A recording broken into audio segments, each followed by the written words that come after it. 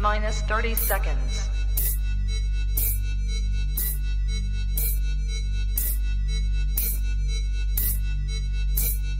T-minus 20 seconds.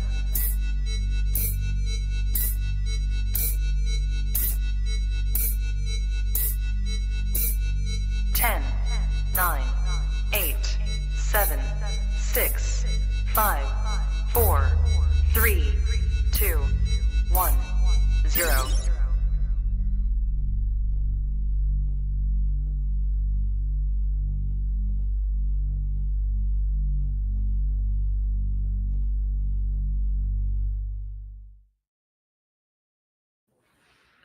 Good evening, everybody, and welcome back to Kush'S Korner here on the Trap Talk Reptile Network, the coolest reptile network in the world. Tonight, I'm being joined by Chris Rice. We're going to discuss his 2024 breeding season with Northern Emerald Tree Boas. As many of you probably know, these are snakes that are historically known as difficult to breed. Chris had a tremendous year with them, so I'm very excited to get into all of the details. But before we get into that conversation, as always, USARK. So USARK is the organization that is fighting for our rights to keep reptiles, to run our reptile businesses, and to live this lifestyle that we all love so much. Check out usark.org for all of the information you need to know about the organization and to look into becoming a member if you are not already one. As a community, we have strength in numbers, and the more people that are behind the causes, the better. And we are brought to you tonight by Brian Susan of SUNDOWN Reptiles, one of the leaders in the industry in terms of tree monitors, rare gecko species, abronia, etc.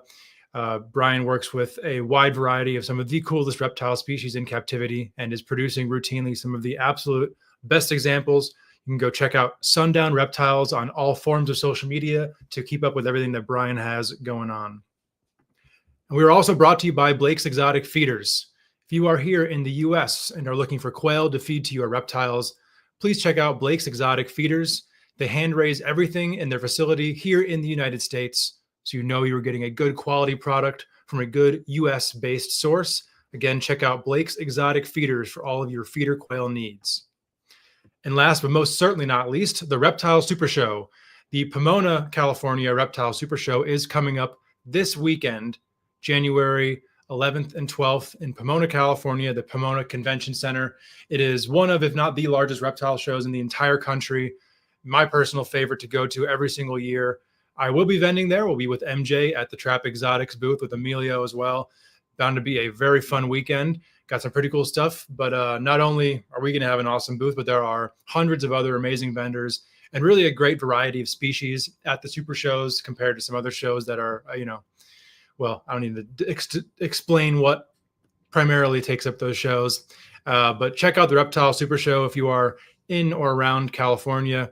Please check it out. And if you're looking to travel for a show, the Super Show is a great one to do so for. Here we are, guys. It is Wednesday night. Shout out to everybody who is in the chat already. This is bound to be a good one for sure. If you are here on YouTube, please subscribe if you are not already to the Trap Talk Reptile Network. A new podcast drops every single day from some of the absolute best hosts in the game, talking about a wide variety of topics within the reptile industry. So if you are a fan of the reptile audio content, there's never a shortage of that over here. And yeah, I mean, this has been a crazy week preparing for Pomona. It's been a little hectic, but this is what we do it for. Excited for the show. And I want to thank everybody who has checked out my YouTube content I've put out. My first video dropped last Friday, a little bit of a preview for the Super Show, some of the animals that will be available there.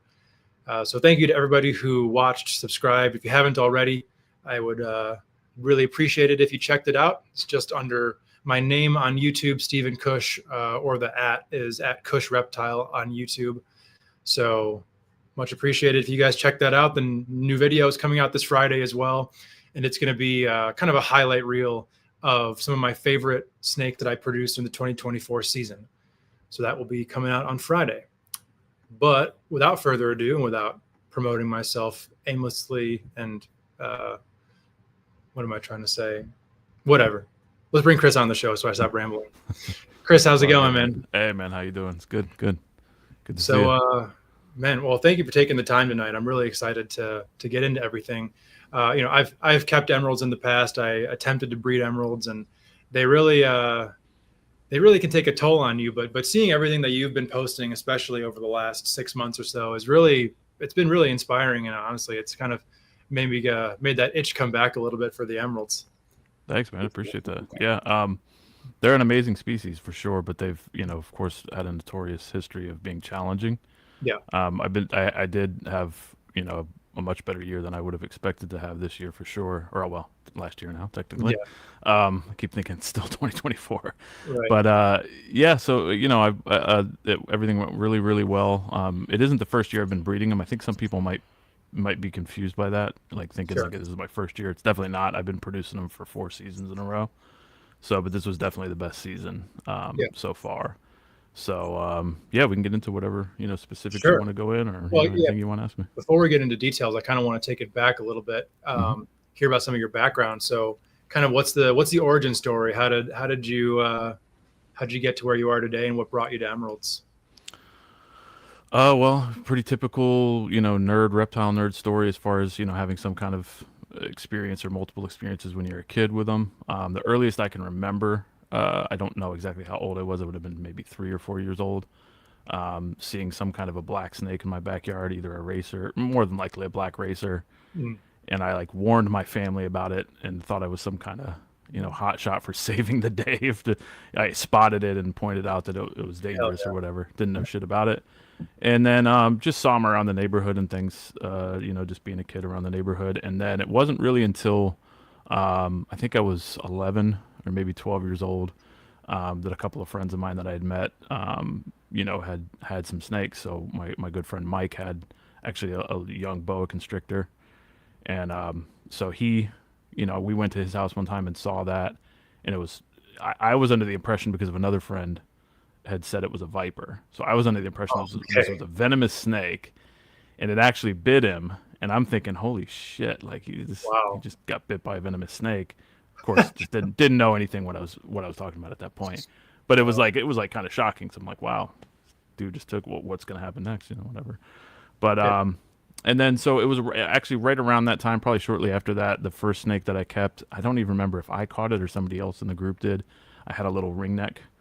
So I put a ringneck snake in a 10-gallon with basically a bunch of mud and crap. Didn't know what I was doing, and tried. I don't remember what we were trying to feed it, but couldn't get it to eat anything. And then a couple weeks later, let it go. And then fast forward a little bit further, and got my first corn snake from one of my lifelong friends, Barry Swope, he breeds ball pythons, and he's probably if you're into the ball python people, you probably know who Barry is.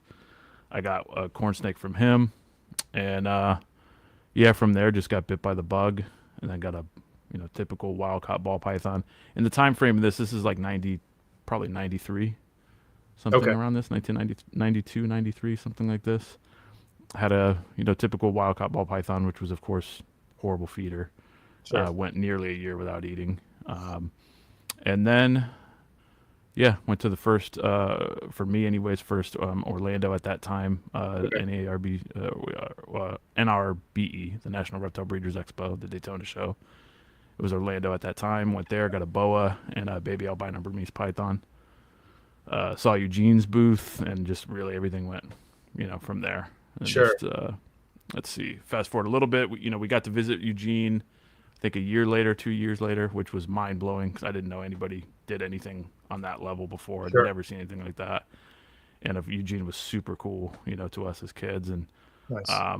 Ended up going to his facility 2 or 3 times, I think 3 times in total over a couple of years. And then eventually worked at a wholesaler in Central Florida for a couple of years, so that was an interesting experience, both good and lots of bad. Yeah. Sure. And, this was late 90s, this was 98, 99. So, it was a different story then than it was now as far as that goes. So, basically everything that could have been worse was. And, but overall, it was still a good experience. It definitely gave me a lot of experience dealing with reptiles, dealing with them at scale, dealing with wild caught stuff. Sure. And I think ultimately that experience in a lot of ways is what gave me the confidence to, deal with the wild caught emeralds and this whole project. So, skip forward a little bit more, and if I'm rambling too long, you can just cut me off. So I worked there. I worked at the wholesaler for a few years and ended up getting really, basically completely burnt out on keeping because of all the negative side of the industry that I saw, just basically worst of the worst. Yeah. And got to the point where I just didn't really want to keep reptiles anymore. I just, was totally burnt out on it. And so I kind of took a step back from it, didn't keep for probably 10 years, 15 years, something like this. Oh, wow. Always still loved them, appreciated them. My friends were still keeping and collecting, so I still kind of lived vicariously through them. I would always, enjoy seeing their collections. I just didn't really want to keep anything myself. And then around 2000, I think it was 2017, a friend of mine passed away, and he had a green tree python, like about a 2 or 3 year old green tree python. And his brother, we grew up together, so his brother offered me that snake. And man, that just flipped everything back on. It went from like 0 to 100 quick. I went from I was hesitant to take the snake actually at first. I'm like, I don't know if I really want to keep anything and blah, blah, blah. And then I got that snake, and it was like immediately I'm thinking like, well, a pair of them wouldn't be that much, maybe just one pair of green tree pythons. And then that just, ramped up over the next 1 or 2 years, started getting into, basically falling back in love with keeping. And so that started with the chondro, and then got a couple more chondros. And then it was early 2019. I think it was April 2019, actually, is when I started the Emerald Project. I decided, I wanted to give this a try, basically just not any big grand plan, just basically I'm like, I think I have the right combination of, I don't know if you would call it stupidity and experience to take on a challenge like this. Yeah, sure. But, or, willingness to take pain or whatever you want to call it. But I figured, I was like, well, I think I got the right skill set to try this and see if I can just, get a pair or two of wild caught ones to breed and have fun with it. And, but yeah, the Emerald just immediately, almost immediately became my favorites, over the chondros, and quickly kind of the chondros became the side project. Sure. And, I still love them, but I always found myself over the years, every time I'm considering buying a chondro, I'd end up buying an Emerald instead. So yeah. And so it's just kind of ramped up. Every year's gotten more and more ridiculous. And, honestly didn't think I was going to be having this kind of success with them this soon. Okay. So I'm a little,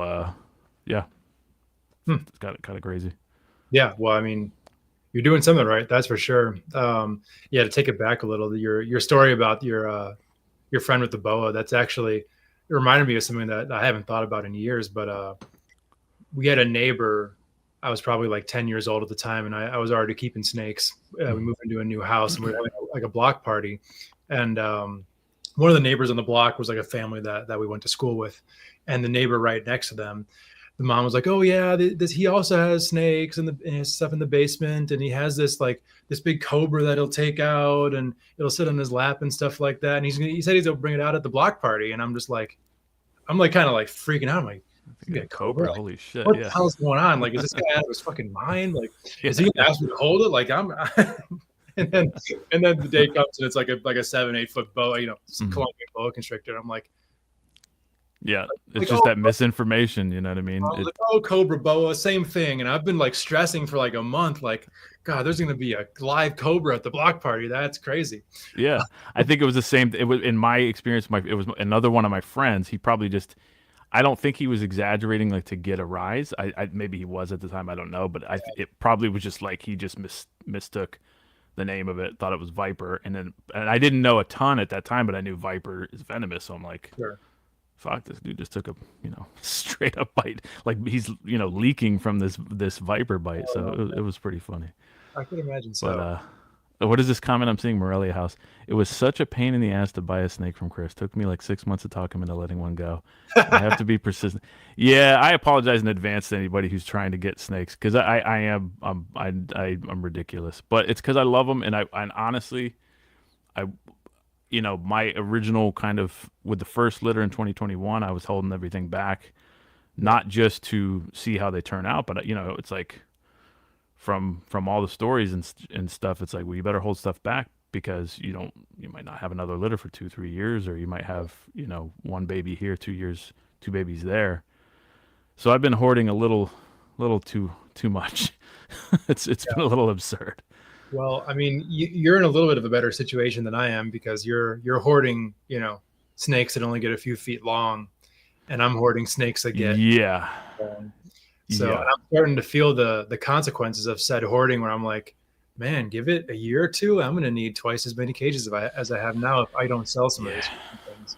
Yeah, I'm glad I don't keep. I mean, as much as I would love to keep retics and berms and shit, I don't Yeah. miss the that element of it. And even with scrubs, yeah, you got definitely a lot of size, but it's the same thing here. I mean, I'm starting to come to terms with the fact of like, yeah, I can't keep all of these things, but I legitimately want to. That's Sure. the thing about it. Like, I legitimately want to keep every one of them, and it's a difficult thing to let them go because I'm like, well, but look at this marking, look at that marking. What about this? What about that? And it's like, there's just a little silliness of it. But I was really, at the same time when I did the ones I've let go, and I'm going to be letting some more go here soon. Mm. It's great to see them, especially like with Brandon. I love seeing him over, living large over there, and him enjoying them, and so that's cool, really cool to see that. It makes it a lot easier on me to let the Sure. children leave the nest, so to speak. Well, and I've kind of, I've felt that too, especially over the last couple of years as I've been selling more of the scrub pythons. Like one thing that really to me is a great feeling is when I sell a scrub to somebody who I know is going to do a good job with them, and they're able to immediately put it into a bigger enclosure than I have it in at that time. Yeah, sure. Yeah. Especially because the way that I'm set up, I'm not doing everything exactly how I'd like to in a perfect world scenario. If I had twice the space, I'd have enclosures that are twice the size as I do. So like if a baby's in a rack and I'm like, this thing should go in a 2 cube pretty soon.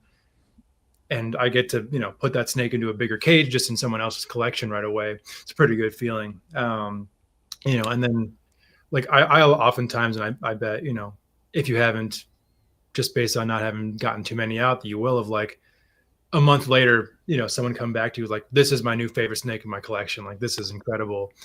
That's a pretty gratifying feeling too, because that's how I felt when I was getting my first scrubs. I'm like, wow, these are cooler than all the other reptiles that I have. Yeah. And I bet the same would go for the emeralds. I mean, you put chondros to the side right away, Yeah, and the chondros are amazing. I mean, and everybody's different. Not everybody's, not every species is going to be everybody's cup of tea. So some people, sure.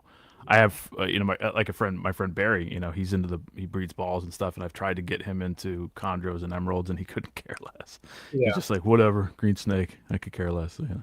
So everybody's different, but I think if you're into arboreals and you haven't kept an emerald, or your only experience has been, the kind of stereotypical poor condition, generally Sure. sick wild caught one, then it's a whole different ball game when you're dealing with healthy ones, and you're dealing with ones that are, and also the I don't really encourage them to be handled personally, even though a lot of people might think that I do handle mine a lot, because in a lot of my videos I am handling them. Yeah.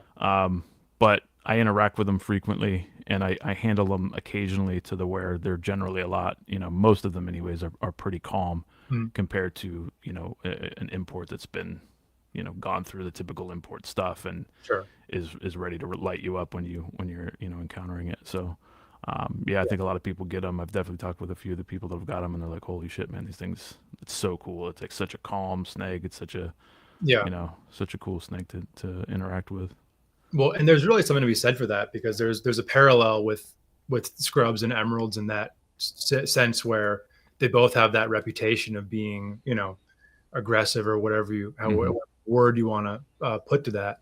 And I mean, I think that a lot of the value in the captive breeding of them, not only in taking pressures off of wild, yada yada, all that stuff, producing high quality animals, are producing animals that are enjoyable for the end customer to work with. Because as amazing as a beautiful emerald tree boa might be, you're going to enjoy that animal more if it's chill than if it's crazy aggressive. I mean, absolutely. I have a really, I have a killer anaconda face female that's one of those, I would call it an exceptional animal, in that you get some of them that it's just like they are on a different level of defensive, high strung, however you want to call it, to the point where it almost borders on aggression. You know what I mean? Like, and she's gorgeous, but yeah, interacting with her kind of sucks because it's like she's, you know, you got to really, I mean, but it's fun at the same time. It's a bit of a challenge, especially because almost all the rest of the ones I have are super mellow. But you know, having one that keeps you on your toes is kind of fun. But you also have to be a little strange, I think, to enjoy that. Most people don't want that. And with an emerald, you know, I know there's a whole debate amongst the community on how much damage an emerald bite can actually cause and whether they should or shouldn't be handled and all that. And I don't really feel like I fit in that well with anybody's opinion on this that well. But like, you know, the reality of it is that no matter how you look at it, an emerald bite from an adult in particular is at the very least worse than, you know, a ball python bite, something like this, you know. In my opinion, it has the potential to be a completely different type of situation if you take an actual bad bite. But, you know, that's a whole topic. We can get into that later on if you want, the handling of them, the bites and all that. Sure. So kind of to wrap up some of the intro stuff, I want to go back to the Eugene Bissett table. I mean, what was like? I was never at a show that Eugene was vending. Was that like? It was amazing. You like at the I think it was definitely at least the 95 show, if not the 96. I think probably the next few years were all set up similar to this.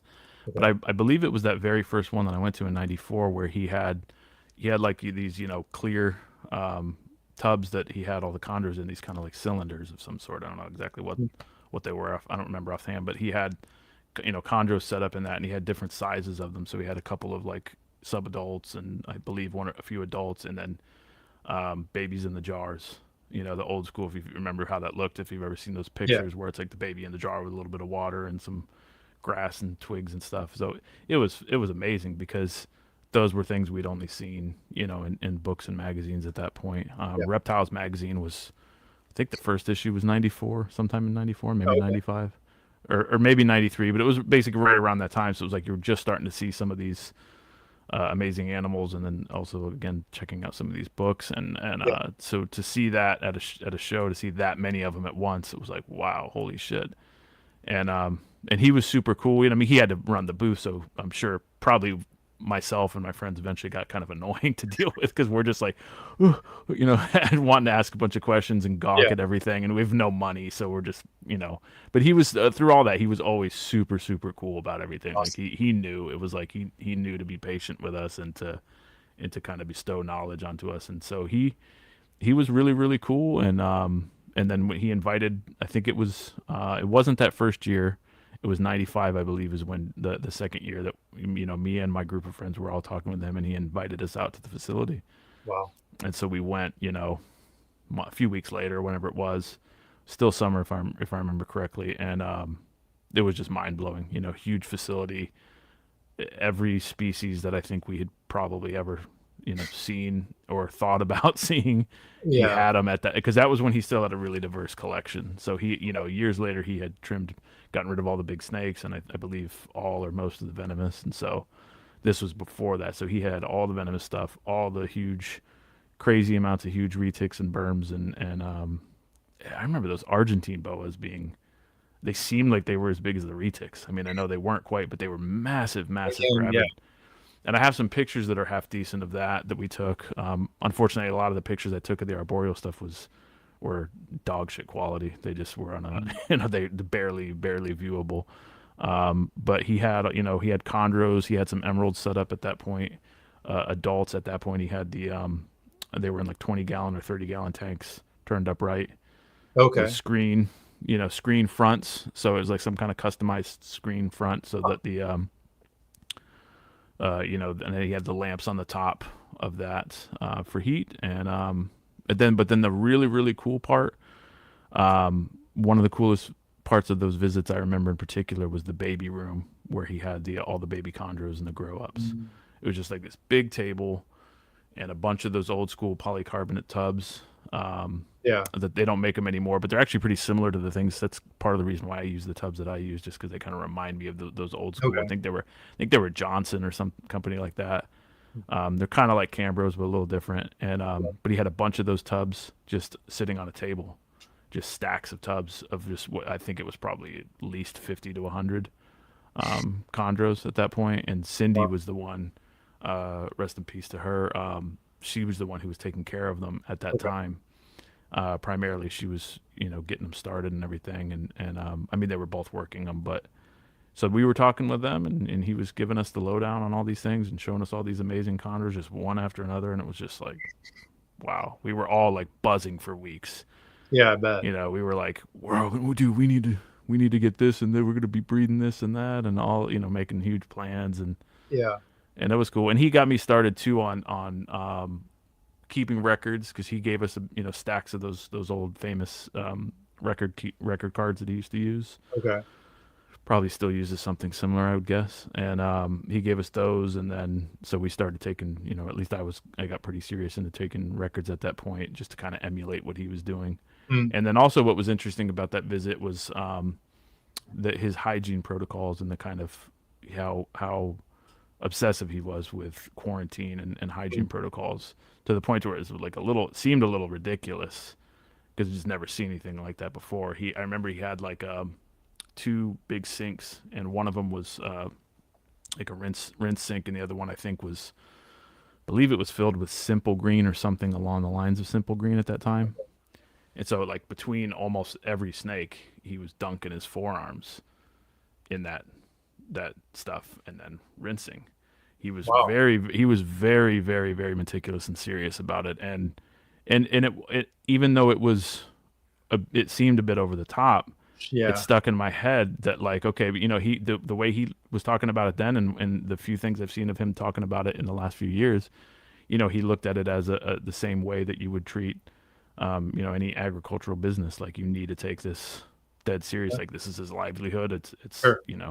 So he was pretty intense about it, and that kind of stuff, although I don't go quite to that level, that stuck with me. That kind of looking at it, like, you got to be pretty careful about this kind of shit, especially with imports and things like that. Yeah, I mean, with a facility that's that large, I mean, how many employees would you say he had at the time? I don't really remember. I remember him and Cindy were pretty much mostly running the show. I believe he had at least 1 or 2 helpers that were just kind of in the background there, that I don't really remember interacting with them at that point. But I remember there was at least 2 buildings. There was like, because he had a building. Forgive me if I don't remember this exactly, because this was literally like, it was like, 95, 96. Yeah. I believe it was 2 buildings that we went into. He may have had more, but there was a building where there was all those really cool custom, if you've ever seen them, those custom built, that he built, those wood cages and melamine racks and everything that he built. He had a bunch of big breeder berms, bunch of big breeder boas, some retics. I don't really remember there being a ton of retics at the time, but more so Burmese, and just a bunch of amazing boas, huge ones. It doesn't seem like you see boas like that size anymore. Probably because we don't feed them as crazy, Yeah. So because that was still those days, it was like feed, like. Sure. And yeah, but I mean, it was him and Cindy did a lot, and I always thought that was kind of an interesting thing about when you hear about the history of chondros and stuff, that you don't hear more about Cindy, because I don't remember her full involvement with everything, but I felt like she was very, very hands on, and she was directly raising a lot of those babies and doing a lot of the hard work with them at that point. At least around that time, I don't know afterwards how involved she was with the chondros, but it seemed like it was very much a passion project of hers as well. So yeah, so that was that experience. And like I said, we went back a couple times, and would get a snake or 2. Still didn't have much money to spend, so didn't get as much as we would have liked, but yeah, he was still he was still cool with it the whole time, and really always, like he always has been, he always seemed like he was adamant about trying to inspire and kind of instill good ideas in young herpers. So it was cool to see. Yeah, that's really good to hear. I mean, thinking about an operation like that, I almost wonder if that's something that's even like would be a possibility to achieve in like today's day and age of herpetoculture. I don't know. And it was I don't know at either. that time it was just unheard of to me anyways. I didn't know of Yeah, anybody doing anything on that level because it was like, there was obviously breeders and stuff at the show, but it was like, I mean, this dude's got this massive just massive amounts of snakes. Like I had no idea he had this many.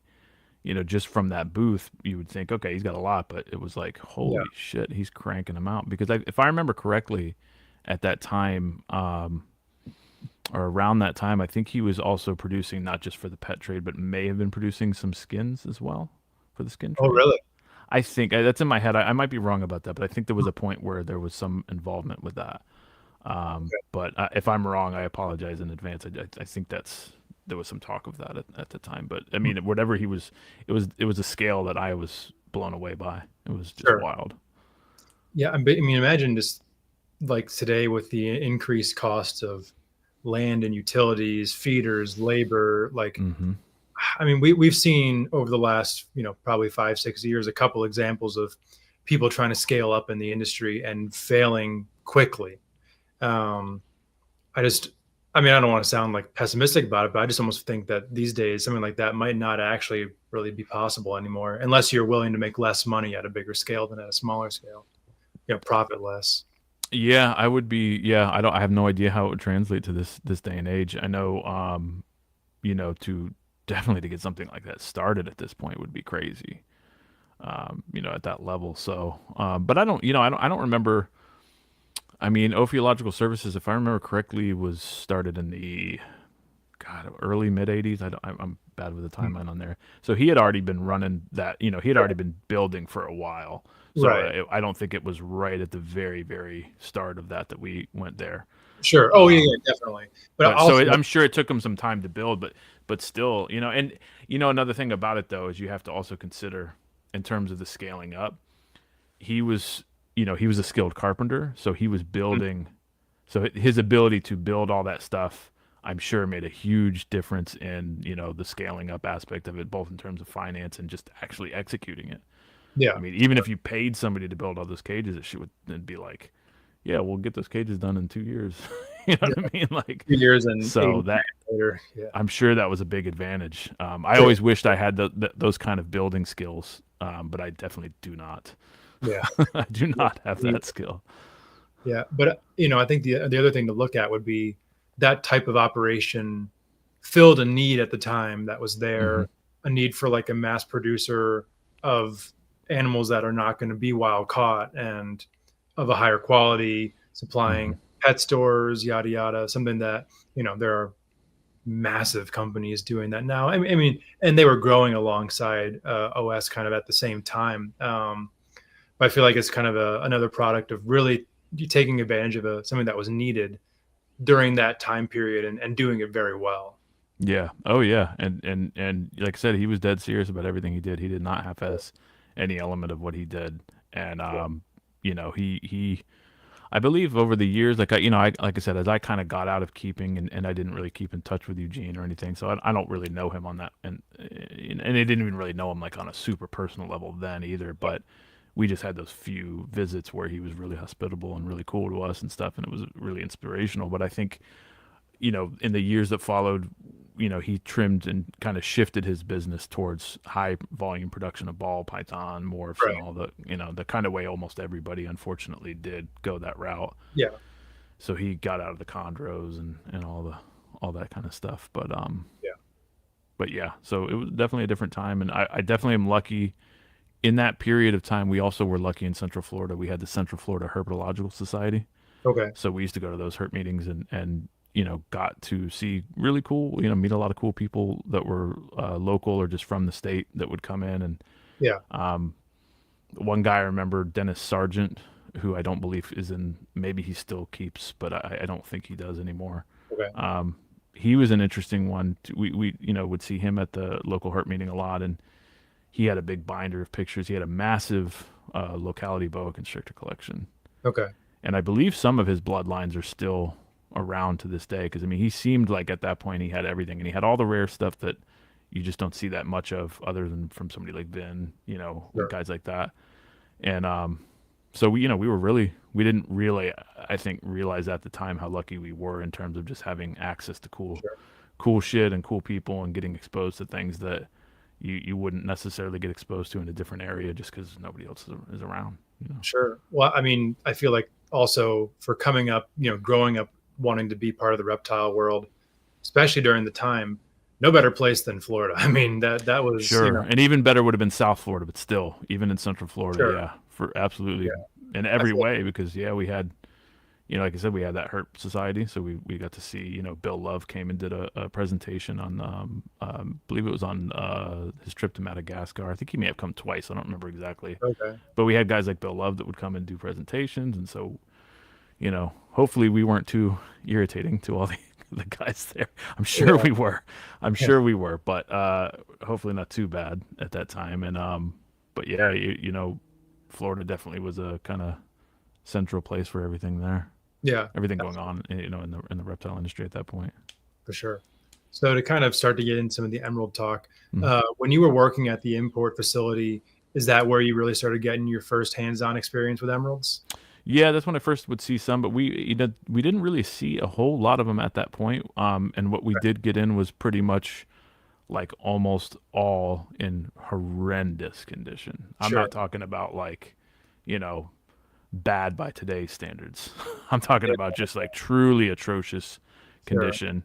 And they were, I don't remember having a single one that anyone within my group of friends at the time tried to take care of and take home that made it. So I don't think I didn't even bother trying to take care of any of them at that point, as far as buying them and bringing them home. I did get a chondro. My first chondro was technically when working there, and I've told the story before. I fucked that whole thing up with spraying it with mite spray on a rush and ended up killing it from that. Yeah. Like an idiot. But the emeralds, from everything I can remember, I don't really remember ever getting any juveniles at that point. Anything under 3 or 4 feet, anyways. They were pretty much always god awful condition, almost exclusively Guyana imports at that point that I remember. And unfortunately, that the whole issue with the condition that they would come in and stuff, it was definitely worse then than it is now. Yeah. But you see some of the same kind of issues now. Still the same day. There's still the same general problems. But I think sometimes people kind of mistakenly believe this is only something that's going on with the emeralds, and that's just not true. We picked out some really killer true red tails out of some of those shipments that were just unbelievably nice, but they would be regurgers, and then end of story. So but for whatever reason you didn't see that much of that with the Amazon tree boas, even from the same shipments. So it was always kind of strange how you just didn't, and that seems to be the case today, although some of those do still come in and have the same problems, but just for whatever reason to a lesser degree. Yeah, absolutely. So then the real emerald bug didn't quite bite you until you got back into keeping then? Yeah. Mm-hmm. Okay. I'd always see, I always loved them, always thought they were cool, but they just seemed like something that I knew the basins were, for the longest time, it was just like, this is totally out of my price range. They were always expensive, always rare. So it was just like, and I didn't know anybody that had any. I don't even think Eugene had the basins when we went. I don't think he had any at that point. I don't know if he ever did. I remember Northerns, maybe he may have had a basin, but I don't really recall it, and I'm pretty sure I would have. So I think he even just had Northerns at that point. I just didn't, I always kind of regarded them as like, they're cool, but I have no desire to deal with all the horse shit that comes with them. Sure. And then in 2019, it was like, 2018, I started looking more into, again, the bugs kind of ramping back up. I'm getting obsessive with them again. I'm really wanting to keep, and I'm seeing these nice pictures of emeralds, and I'm like, shit, these would be, this would be nice. And I thought about it. I'm like, well, I think I might, go ahead and try a pair or two of them, and see if I can, get it to work, because I kind of, it was just like a fun challenge for me, because everybody said you couldn't do it. And so it's like, well, I think from my observations working at a wholesaler and dealing with seeing how these animals come in and seeing how things go. And unfortunately, having developed, part of the, one of the things you get from working in a place like that is you get a really good eye for picking up on what's looking good and what's not. Yeah. In a way that's, I think, is hard to relate to if you haven't had that direct experience. I know I've spoken with Pat Holmes about that. He knows exactly what I mean by that. You kind of learn to pick up on that. Hey, what's up, Pat? You learn to pick up on that kind of look that they have, where you can just kind of see, like, this one's got one foot in the door already, unfortunately. Yeah. Even when they can still look, even when their body condition's not necessarily giving it away completely. And so I think it was April 2019. I got the first pair or trio. I don't remember exactly how many. I started with just a couple of them. And one of them was Artemis, which was, I still have her to this day. And she gave me my first litter in 2021. Cool. And then she had a bad litter in 2023, and we'll see what she does. If she goes this season, we'll see what she does and how things go. Cool. But yeah, that kind of started it off. And then, like I said, it was just, then I think the third or fourth one that I got was that snake I sent you some pictures and photos of, that Amara. Yeah, which was really unique. Yeah, if you could pull that up. She was a really unique old northern. Yes, that snake. Yeah. Oh, what have I done? Oop. I had it. There we go. There were other pictures of her in here, right? Yeah, and I this should all be in there. I sorry if I didn't categorize that as Is this her as well? Yep, that's her. Okay. So that was her in the cage that the original owner had her. So that was a situation where I saw an ad on Craigslist for the snake, and I went, holy shit. Because at first I'm like, she's very unique looking northern, very nice, and I thought maybe she was a cross or something. Of course, I didn't know as much as I do now. Yeah. And so I thought, okay, I got to get the snake. So I contacted the guy right away, and it was an interesting story because he wasn't really a reptile nerd. He just had a couple of snakes. And so he happened to get her. He said he got her, like, at this time, this was 2020. Probably right around early 2020, I think it was. Okay. And he had her for like 15 and a half years or something, and he got her as an adult import. So she was an old snake, very old snake, and so he had kept her on his back porch in I think he was in Tampa, Florida, or Lutz, I think it was. Is this the picture? Yep, that was the cage that he had. It was a cage he had built. It was cool. It was really cool. And so he had just kept that snake. He kept her year round on the back porch, and never sprayed once, and just had a bowl of water. You can see it right there. Just had a bowl of water at the bottom of the cage. Yeah. And he also had a cage. He had already gotten rid of him at this point, but he had a cage apparently before. The only other snakes he had was a pair of boa constrictors. Okay. And he also kept them out back. And so he said he just, he basically kind of unknowingly kept these animals in a way that worked extremely well. Yeah. So he would only bring them in. He's like, he never gave them external heat. He never sprayed anything like this, but the natural humidity worked well, and they weren't being exposed to the blasting heat. So, they weren't getting too dried out or too cooked. So it was like this really nice balance of how they were kept. And the boas bred for him. He had no idea. He's like, it was like one of those just funny stories. He's like, my wife called me one time and was like, there's a bunch of snakes in this cage. Like, what the hell happened? He had no idea it was a pair. He had no idea there was gravid, nothing. Wow. That's so he had a litter of babies there. And but he said he would only bring them in. He said the only time he would bring those, he would roll the cages inside when it would go, when it would get into the 50s. But other than that, he just kept it in the year round out there. And she obviously thrived in those conditions. Sure. Lived with him for like good 15 years or so.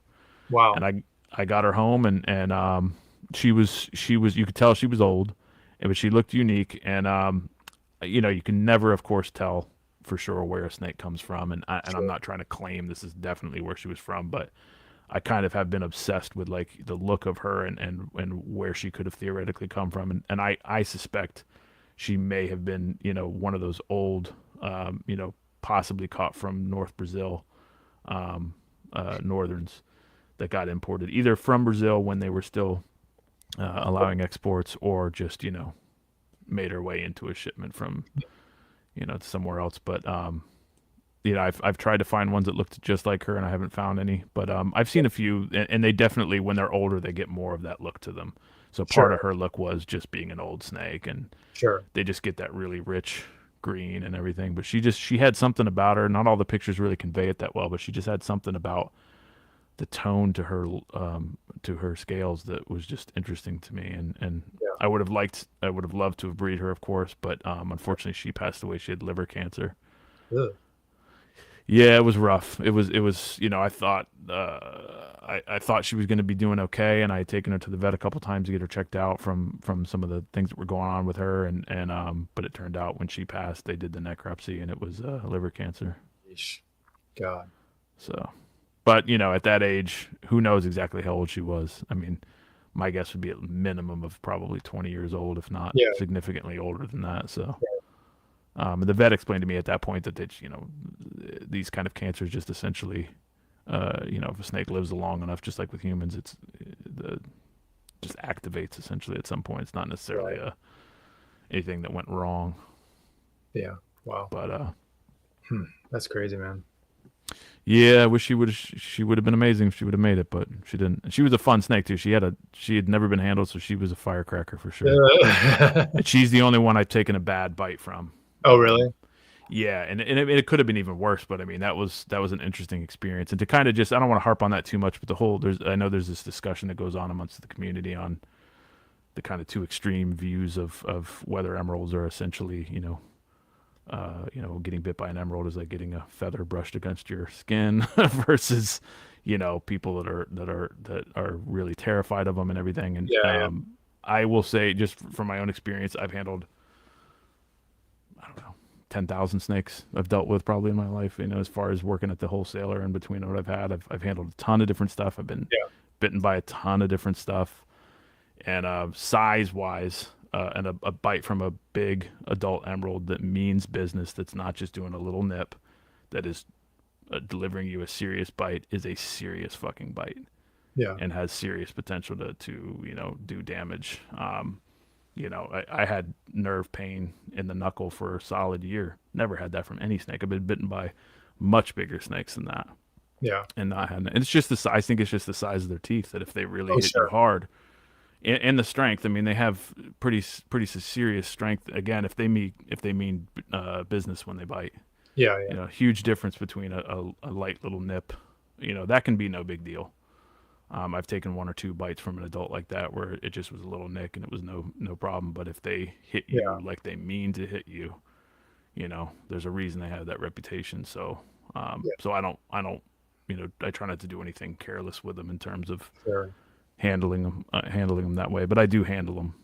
I'm not scared to, and I can handle pretty much any of them fine. Yeah. Even including, you know, fresh wild caught. I handle them just like they've been here the whole time. Because to me, it's the technique is what's important more so than what the, you know, than the animal's conditioning. Although that obviously helps. You know, the longer they're in captivity and the more you interact with them, the better they're going to be. But I mean, I have video of my Amara where I was holding her on the stick, you know, crawling around on the perch the second day I got her, and she's not biting. She's not doing, you know, anything crazy. Yeah. I mean, at the end of the day, you know, you're dealing with a non-venomous snake. So, you know, there are very few non-venomous bites that are truly like, holy shit, catastrophic. Mm-hmm. I mean, I think basically you're looking at a feeding response bite from one of the big pythons or anacondas. And other than that, okay, yeah, I mean, you'll be fine. I mean, you know, I never like when people take themselves so seriously to where like they start to treat a non-venomous snake like it's a venomous snake. It just always kind of is, I find it kind of irritating, and people make it their identity of, you know, look at me, I'm so professional with my non-venomous snake. I mean, and not that that's necessarily an issue, but then kind of like virtue signaling with that and putting down other people who decide not to treat their animals that way.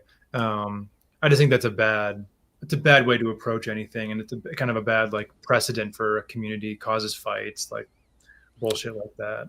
Yeah, and there's always been this thing with emeralds, you know what I mean? And again, I'm kind of somewhere in between the two extremes of their. You know, in my opinion, I've handled enough animals to know and taken a serious bite from one to where I know what that's like, to know Yeah. that, like, okay, I'm not going to encourage anybody to, haphazardly handle these animals as if they're not capable of doing damage, because I know for a fact that they can. And I know that, it's like, I know that, I know also that, the other big thing about it with those snakes that I think needs to be taken into context with regards to handling them is that, there's a huge difference between my level of experience or somebody else's level of experience and your natural fear level of the animals. And you have to take into consideration that if somebody else that doesn't have that experience goes and grabs a big wild caught emerald Yeah. and decides that they're going to handle it like it's no big deal, well, that's a whole different ball game for that person. You know what I mean? They're a lot more likely to make a mistake. They're a lot less likely to be able to read the animal correctly. And even, reading an animal, I can, I think I can read them pretty reliably. Mm. But everybody makes mistakes, and Sure. every animal's ultimately unpredictable. Sure. So I try not to encourage it too much, but I do think it's maybe not good to go the total opposite route of that either, in that to act like they're completely impossible to deal with. Yeah. Because I just don't think that's A, I don't think it's true, and B, I think that that ultimately, in my opinion, ends up causing stress on the animals if you're terrified and interacting with it as if it's a bomb that's going to go off. Yeah. They're going to feel that tension, they're going to feel that stress, and then that's going to elevate everything, and then Yeah. everybody's fucking stressed, and it sucks. So Well, I mean, trying to find a decent middle ground, I think, is a Yeah. good way to approach them. I bought a decent amount of scrub pythons from a guy who basically treated his scrub pythons like they were like black mamba bushmaster hybrids. And some of them, it took a while to kind of break some of those Yeah. tendencies. Some of them never did. I mean, you can tell, at least I can tell, and we both interact with lots of different snakes. Mhm. A snake that has been treated like an active bomb versus a snake that's been treated like a snake. Yeah. And especially when you're dealing with more cerebral species and also more visually oriented species, there's a difference there's definitely a significant difference. And but I think then what you were saying about how different skill levels kind of apply differently to that's also a good way to encourage. Get a captive bred baby, get a pair of captive bred babies from somebody, start off, learn these animals while they're young. You have time. If you take a bite from a baby emerald, that's, essentially nothing at all. Same with a scrub python, baby scrub python bite and a baby ball python bite aren't all that different. I bet a baby emerald bites a little bit more than either of the two of those, but it's it's fun. It's surprisingly powerful for their size, but you're not going to get any major damage from a young one. You know what I mean? There's no real threat or anything there. So you have, what would you say, probably 3-4 years before anything significant could probably happen to you, raising that at a moderate pace? I think so. I mean, I've not really taken very many bites. I've taken very few bites from them. Yeah. The babies have definitely got me the most because I'm the most carefree with them. Sure. You know what I mean? I'm not worried about taking a bite. So, I'm not on guard. I'm not paying attention. But they're generally the more on edge. You know what I mean? They're new to the world. They don't know. Sure. Big stupid ape is coming at me. They want to they want to defend themselves. So most of the bites I've taken have been from babies. I've taken one or two bites from like a 3 or 4 footer, and it was again, relative to size, it's very different than even a Burmese or a Conda at that size. I would put it up there more with something like a retic, and power wise, felt stronger to me. Again, relative to size, and the teeth they penetrate deeper. And deliver more pain, more consistent pain, more long-lasting pain, I would say. So for somebody who's not had that experience, and the other thing too is like I'm sure you have, or anybody that's dealt with snakes for a long time, if you've got enough experience taking a bite, you know how to take a bite. In the same way a skateboarder knows how to take a fall. You know what I mean? You've seen people that you've seen skateboarders jump off a huge set of stairs, and they know how to take a fall. They know how to fall right. I think there's that equivalent snake, thing with snake bites where you know how to take a bite, you know how not to react to it, don't immediately yank back when you get when you got teeth sunk into you. Those kind of things can make a big difference. And so for me, the pain level was not that big of a deal. But for somebody without the experience and know-how, I could see it being more, definitely scarier and definitely more painful. And with a big adult, definitely heard of people getting some pretty serious stitches from big adult emerald bites. Yeah, I could imagine so. And Ed's told me some stories. He's definitely dealt with some shit. So I can imagine Ed's got some stories. So, sorry, I got. That's all right. I had my question and I got totally sidetracked. Got my question back. So, kind of to wrap up the handling subject, what are kind of a few of the behavioral traits that you're always looking for when you're interacting with an emerald? In terms of avoiding a bite? I mean, I guess, or you mean like preferential, like what am I looking for in like an enjoyable experience dealing with them? Yeah, I guess either. What are behaviors that you see and you equate to comfortable animal?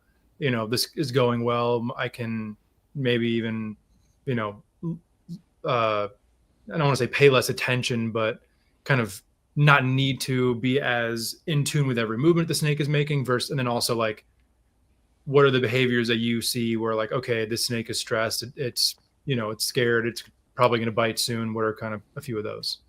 Well, generally one of the things you'll see an irritated, not necessarily super stressed out, but an irritable emerald that is definitely got the potential to give you a bite is the tail wagging. So they'll wag their tail, in frustration essentially. And so you'll see that, and that's a good sign that like, you better keep an eye on him or he's going to nail you. And I see that mostly with the babies. I don't really see that very much with adults. Not that they don't ever do it. I just don't really recall seeing many past the kind of 2-3 foot range do it. But I'm also not as carefree with a big adult, understandably so. So the other thing, of course, is just typical, some of the typical snake behaviors you're going to see. If it's looking very nervous and it's tongue flicking like crazy and it's kind of looking at you like, yo, give me my space, then I'm going to try to give them my space. But one of the things that I've learned with the emeralds that is a good way to kind of get them to relax with you and to kind of learn not to be aggressive is that rather than use really erratic movements and kind of be jerky with them out of fear. I know people have contacted me, have pointed it out, and they're like, holy shit, I've seen, they've kind of picked up on it from seeing some of my videos where it's like when the snake, kind of quickly, goes at your hand, you just hold it still. Yeah. And just hold confident. And so just let the animal, tongue flick and understand that you're not a threat.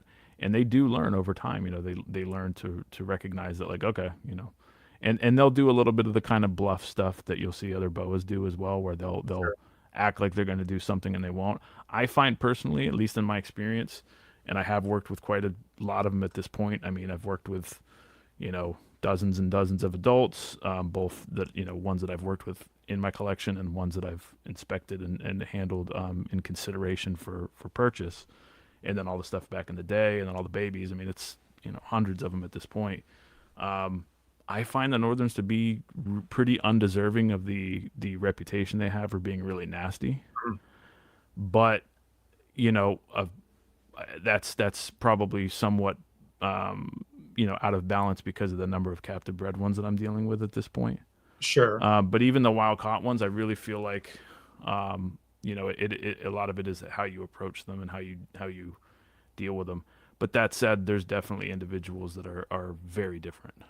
Yeah. You know what I mean? I mean, as is with almost anything, Yeah. you walk through a ball python collection, there's, Yeah, exactly. Even like, oh my God, there's a ball python. It's like, what the hell is going on with that thing? Like, yeah, you'll see exactly. Some of them are just super on edge, and some of them are. I don't know if it's for sure if it's an intelligence thing or not, but you see some of them where the I have this adult female on a condom phase right now that I'm nervous to pair her because she's so smart and she's so ready to defend herself in every situation, no matter how calm I come at her. You could, for example, with the quarantine situation, I could take a lot of times I'll just take the lid of the quarantine tub off and kind of use that as a little bit of a barrier just to, if I'm kind of just block them while I do what I need to do, change the water, do whatever.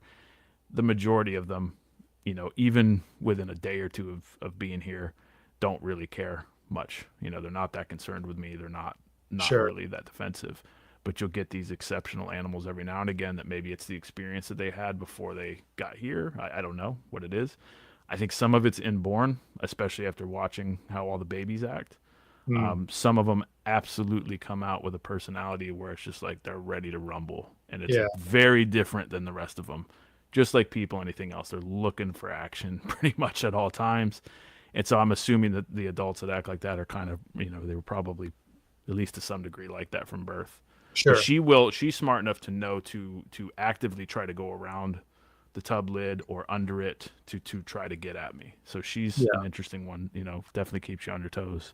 Yeah. Um, I have one scrub python that's like that. I mean, mhm, most of them, they'll be food aggressive. Some of the bigger ones are a little cage defensive. Once they're mhm, out on the ground, they're sure. fine. This snake will still try to sneaky bite you 20 Mhm, minutes into an interaction. yep. Yep. And she's captive bred too. Like Mhm. Well, second that's what I generation. mean. Some of it's inborn. I absolutely believe some of it's inborn. Yeah, I have two of her offspring, and they're both perfectly chill. This is just her, Hmm. I don't know what to do about it. She's always this way. She's just the most nightmarish snake to deal with, and if she wasn't so beautiful, I don't know if I'd have her. But There, um, I've had a couple that are like that, where it's just like, if I'd have known how ornery you were, you'd have been on your way. But it kind of makes you love them even more sometimes if they're like that. Because again, it's like I'm at the point now where the like good 95% of the collection is pretty damn mellow. yeah. And which is not that I'm handling them all the time, but it just makes interacting with them and dealing with them, like you said, more pleasant earlier Oh on. yeah, absolutely. Rather than and even beyond that, I don't even care so much about that element for me.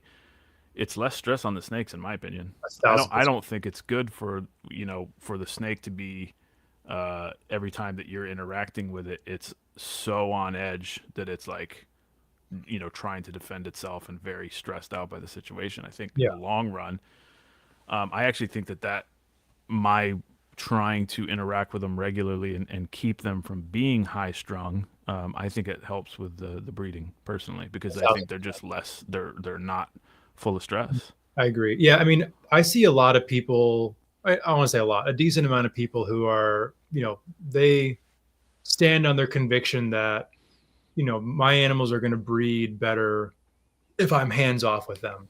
Hmm. And I mean, I kind of, I feel how, like what you just stated, I think almost the exact opposite.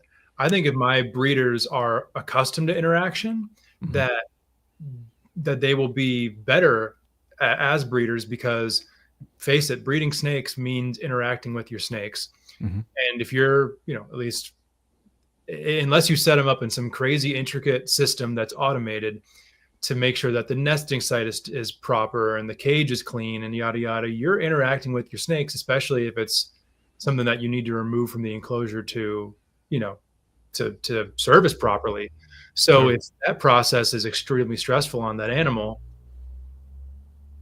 that doesn't bode well the way that I see it. I mean, this female that I just was talking about, she's never laid eggs for me. This is my fourth year now trying to Hmm. breed her. I don't know if that has anything to do with how high strung she is, but I wouldn't be surprised. So Yeah, no, I wouldn't either. And I think, like you said, it probably it matters in context. I'm sure that if you have an yeah, intricate enough system, like you said, if you have a system where you can essentially rarely need to interact with them, and they also aren't really getting exposed to you, yeah, essentially, if you're doing something where they have this very large, massive enclosure, and it's almost like they're in the wild, yeah, to a degree. That's obviously, context always matters with everything. So in that situation, I could see where just letting them be and not dealing with them would probably result in good results. But yeah, I'm fully in agreement with you in that, and I actually think that helps. I mean, I've had the majority of situations where I've had the emeralds breeding. I mean, I can get my stupid camera, put the phone right up there and film it, and when they've given birth and all this stuff, and they don't really care because they're yeah, just used to me. They're used to my presence. I don't think that they love me. I don't think that they're, I don't think they're, thrilled. They're not stoked out of their mind to see me, you yeah, know. But I think that they learn they understand with repetition and with time that, okay, that thing's not, absolutely. it's not a threat to me. I don't need to get on edge every time. Yeah, And I think overall that brings the stress levels down with the animals, and I think just benefits their care across the board. Yeah, You know what I absolutely. mean? But there's but even with that said, there's certain animals that doesn't matter what how calm I am and how cool I try to be with them and how Right. what my experience level doesn't really matter to that snake. It doesn't like me, Yeah, I mean, and it it's doesn't all want me about getting, it's all about treating these animals as they are on their individual basis. I mean, yes, I very think much so. I'm at least somewhat of the belief that for animals that are, are good with interaction, that they derive positivity from that interaction, whether that Hmm. be new stimulus, getting out, stretching themselves, moving in a different Sure. way. I Hmm. mean, if that snake is tongue flicking, if its eyes are mildly dilated, if it's moving in a calm way, I don't see how that can be a negative for that animal. And with that said, I Within reason. see how obviously, yeah, with Yeah, it, within reason. Yeah, um, and you know that obviously. yeah. But I mean, I just to see a snake that goes from just kind of sitting there doing nothing to calmly crawling around, smelling, looking at stuff. I mean, I don't know. To me, it's hard to see that as not an animal that is at least having a neutral to positive experience. Whether or not that means that it loves you or it awaits this or it's like, ooh, yay, it's time to come out. That's a Mhm. different story. But that animal deriving some sort of positivity from a good interaction, if I had to place a wager on it, I would say that there's at least a mild positive benefit to that animal. Yeah, and I think in that kind of stuff, it's really it's dependent on time. It's dependent on the individual animal. I think the key with that is not subjecting them to too lengthy of interaction sessions, Sure. and that when the animal starts showing you that it's done, let it be done. You Right. know what I mean? Put it away. And then And, hopefully not and getting it to that point in the first place. yeah, ideally. Yeah. But if that happens, and a lot of it, of course, a huge amount of that has to do with your own energies, uh, you know, interaction with them. They're very much just like just about every other animal there is, pretty much every animal, including us. If you're tense, if you're nervous, if you're a wreck, and you're moving really erratic and everything, they're gonna respond accordingly. And For sure. for the most part, vice versa, with, in my opinion, those exceptions of animals that they are on edge by nature, and it seems to be inborn. And Yeah. I don't know that it's necessarily, I don't know if it's a problem or not. It's just it is what it is. And so for Yeah. those It's just animals, those few that I have that are like that, I just always try to be mindful of that, and I try to take extra steps to like, okay, you don't want to see me, let me do my best so you don't have to deal with me. You know what I yeah. mean? Let me do whatever it takes to deal with you as an individual, so you Yeah. don't have to get upset about it. And Right. That'd be and something. that helps. One of the things that can help with that, at least with arboreal snakes, is that the pull-out drawer in like the adult enclosures. Mm. That's why I want to have that for all of them eventually, because that's a nice little tool, an element of the enclosure that can help with that. And that if I need to just Sure. change a water on one that's more high strung, I don't have to open the front. I don't have to get it stressed out. I don't have to reach Yeah. in, that kind of stuff. So that can help with some of those animals. Sure. Tubs, you don't really have that advantage, but that's it is what it Yeah. is. Then you also have the advantage of less of a visual stimulus for that animal at any point in time. Like that Hmm. that one particular scrub python I was talking about, she is in the absolute furthest cage from the door on the top. Hmm. So, So it's she doesn't have to constantly deal with it.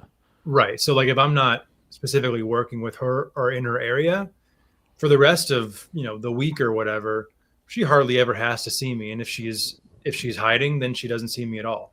Yeah. Um, you know, it's just kind of I feel like what you were saying about treating stuff on an individualized basis. If you have an animal like that, make some plans accordingly to minimize stress for that animal. And also on that same topic, enclosures, which is of course always a hot topic for the animals. Mm. You got people that are, there's the new kind of wave of bioactive keepers and naturalistic keepers, which I have mixed feelings about that situation. I think a lot of it's well intended. I think there's Sure, some silliness that goes on and some just pure misunderstandings that goes on with people. sure. But an obvious aspect of that is that there's kind of a new way of thinking of every snake needs to be in a huge enclosure, and everything is the snake must be loving life, because my vague interpretation of what the jungle looks like you know, in this cage, you know, or whatever it is, even though oftentimes it's, you know, quite wrong for the species. You know, if you're going to keep it in a large enclosure, I think that can work great as long as you really pay attention and try to focus on, is this animal actually doing well in this situation, or do I just think it should be? Yeah. Because that's what I think is supposed to be going on. And I think that's one of the classic, I've made memes and jokes about that shit, but it's like, you know, we've all seen that, and you see it a lot with emeralds. You see people that, you know, they go and they get a highly stressed import and throw it into enclosure that is very inappropriate for it, but it's large and it might look visually appealing to us. Right. And so there's sometimes the insistence that, well, this is better. You know, this is the better way to do it, and this is more humane or whatever. And some of the stuff I see like that kind of is annoying, because it's like, well, you can't really convince me anyways. Right. Maybe I'm just old school, but like, you're not going to convince me that a snake that's clearly in bad condition, clearly stressed out, having all the chronic problems of different health issues, you're not going to be able to convince me that snake is loving that enclosure and loving that environment just because it's larger. It's just bullshit. You know what I mean? So, Steve has a great point of, you know, they're not going to thrive without those rubber ducky isopods and their 3 feet of dirt. Absolutely, yeah. Steve. I totally yeah, agree. and I mean, and I'm not trying to throw, because I think overall the direction things are going there is a good direction. I think absolutely. moving towards larger enclosures is a good direction. I think going a little bit more naturalistic is good, as long as it's done that actually is working for the animal.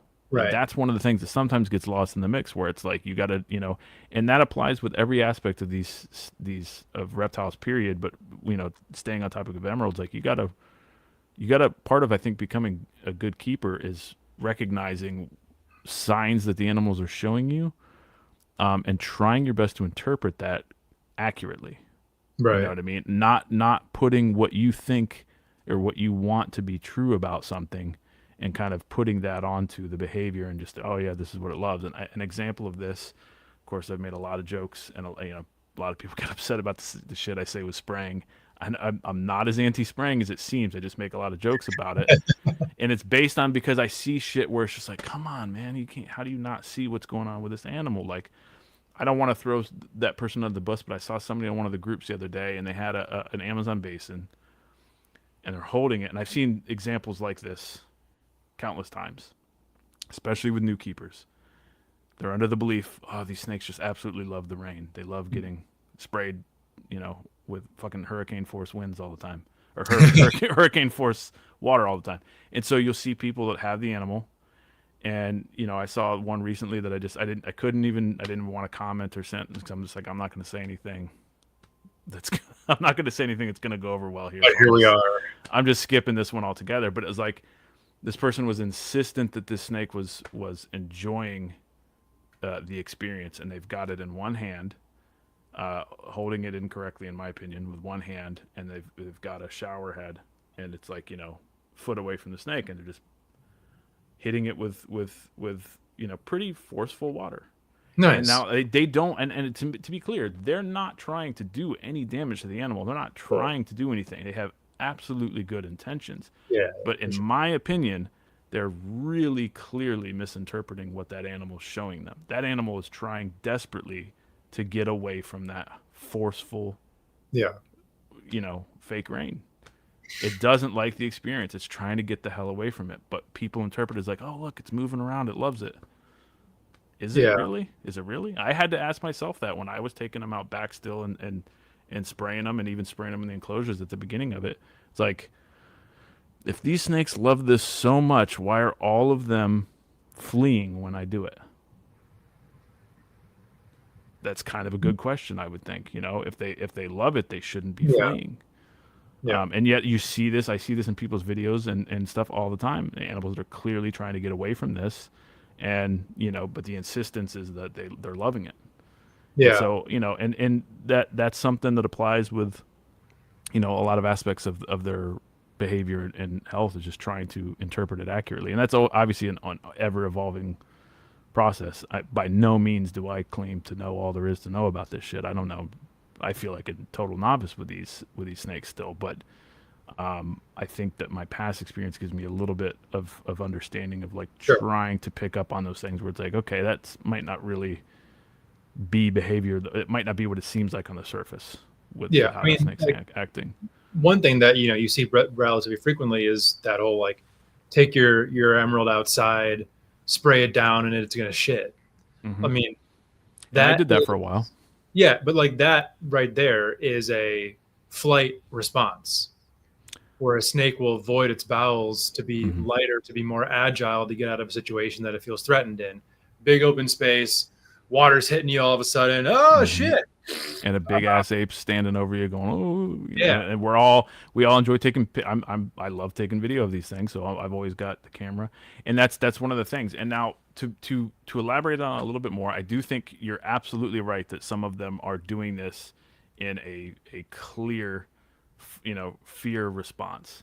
They're taking a shit, like you said, because they're basically terrified. It's like if you've ever, seen a cat or something do that, where they get scared and takes a shit. I remember one time when we were younger with my friend, we were like being annoying and chasing his cat around the house, and the cat stops on the staircase and just took a shit because it was terrified. I mean, we were laughing, we were yeah, having a blast, thinking we were funny, we were annoying little kids, but it's like that animal was terrified. It took a shit because out of that response. yeah, And so some of the times that's what it is. Some of the times it's just purely the activity.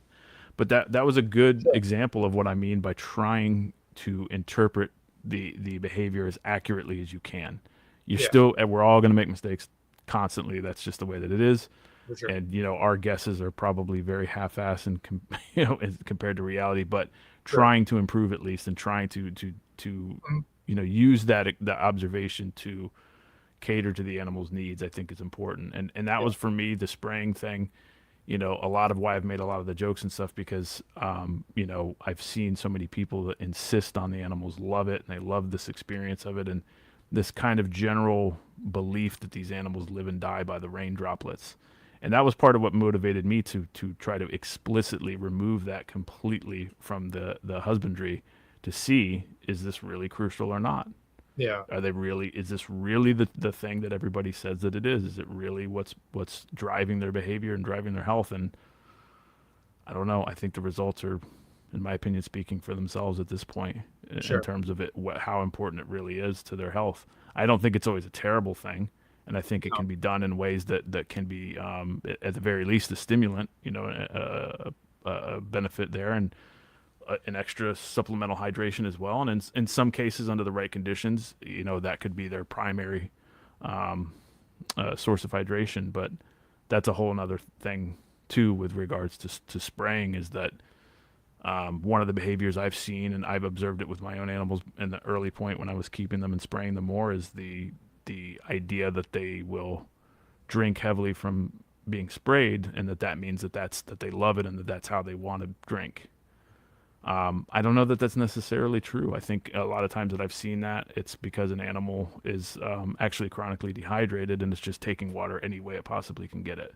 yeah, So, an example of that, when I used to take the adults out, the first couple of years when I was taking them out, I noticed one thing was that when I would take them out back, turn the hose, spray the water straight up into the air so that it would come down, be something vaguely like rain. yeah, Of course, temperature's not going to be right, and it's not really like rain, but whatever. It's a facsimile of it. And so I would notice the majority of them just immediately try to get away from it, mhm, and then half the time they take a shit. So it was like, okay. And again, I viewed it as like, oh well, that's I viewed it as like, well, this is must be what they do in the wild, because you hear this.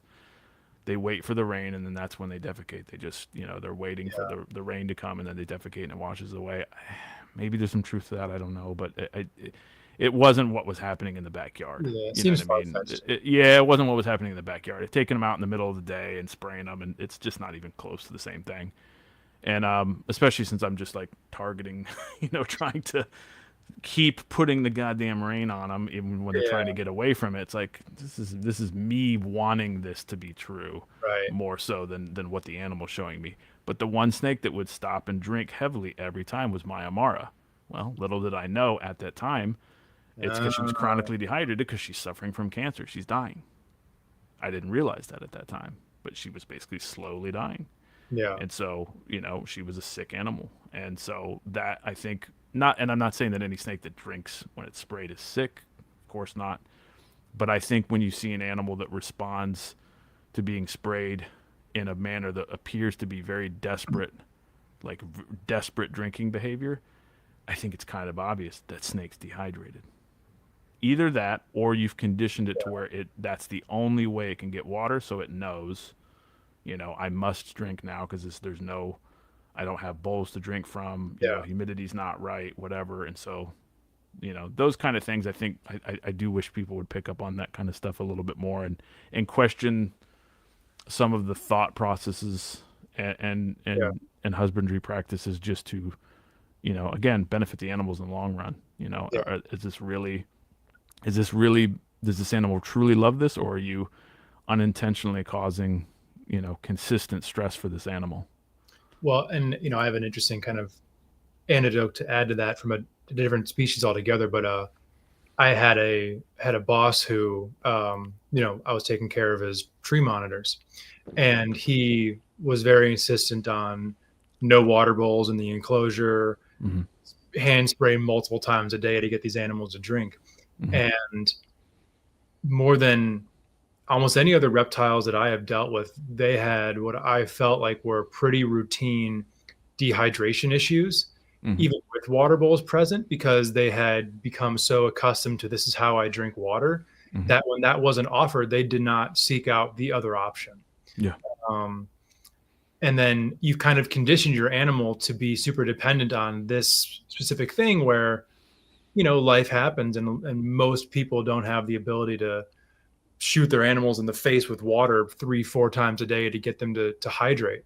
And I'm not sure how, apples to apples, we can equate that to snakes, but it is what that is. It's, it's creating this pattern for the animal that you might be doing it thinking that you're providing the best possible form of hydration or the most natural or whatever, but truly you can't equate that to the captive setting.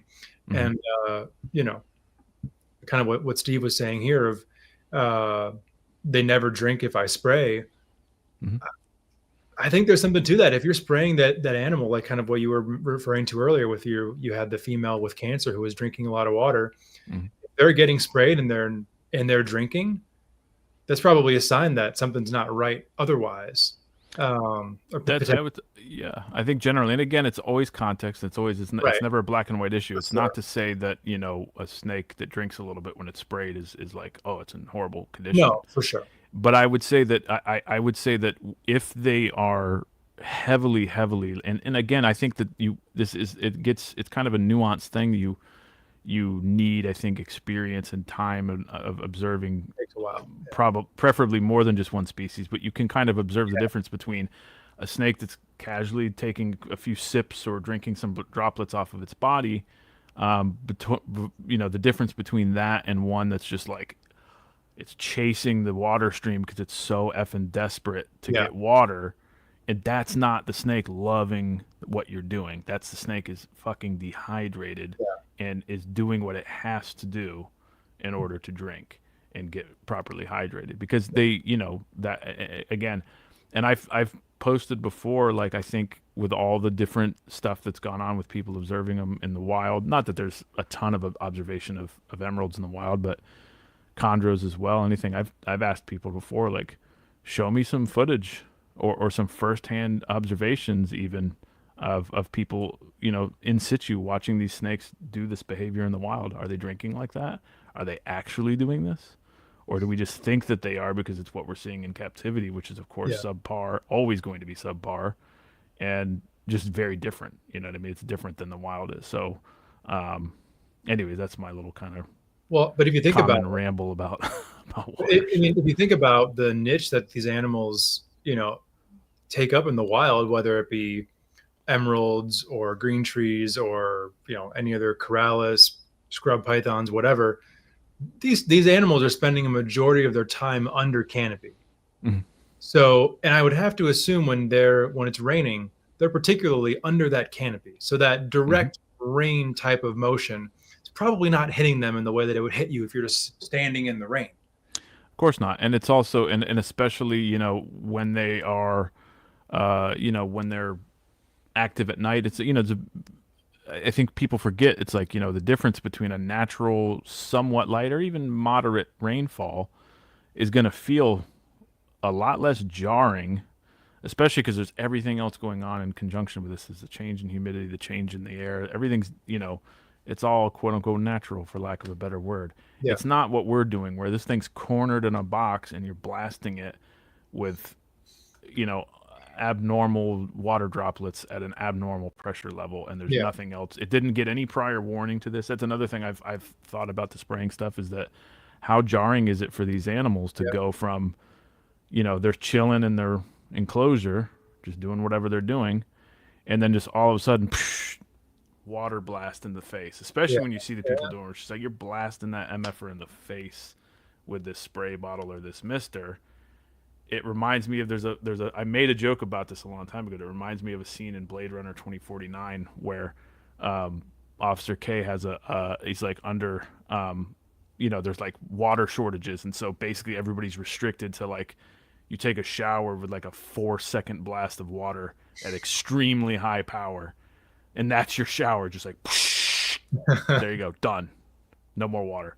But that's like we almost do shit like that with the snakes. You know what I mean? It's like there's no buildup. They don't feel any. There's no natural air pressure changes. No nothing. And so then they're just getting all of a sudden blasted with this stuff. So I don't know. I've moved away from doing it at all.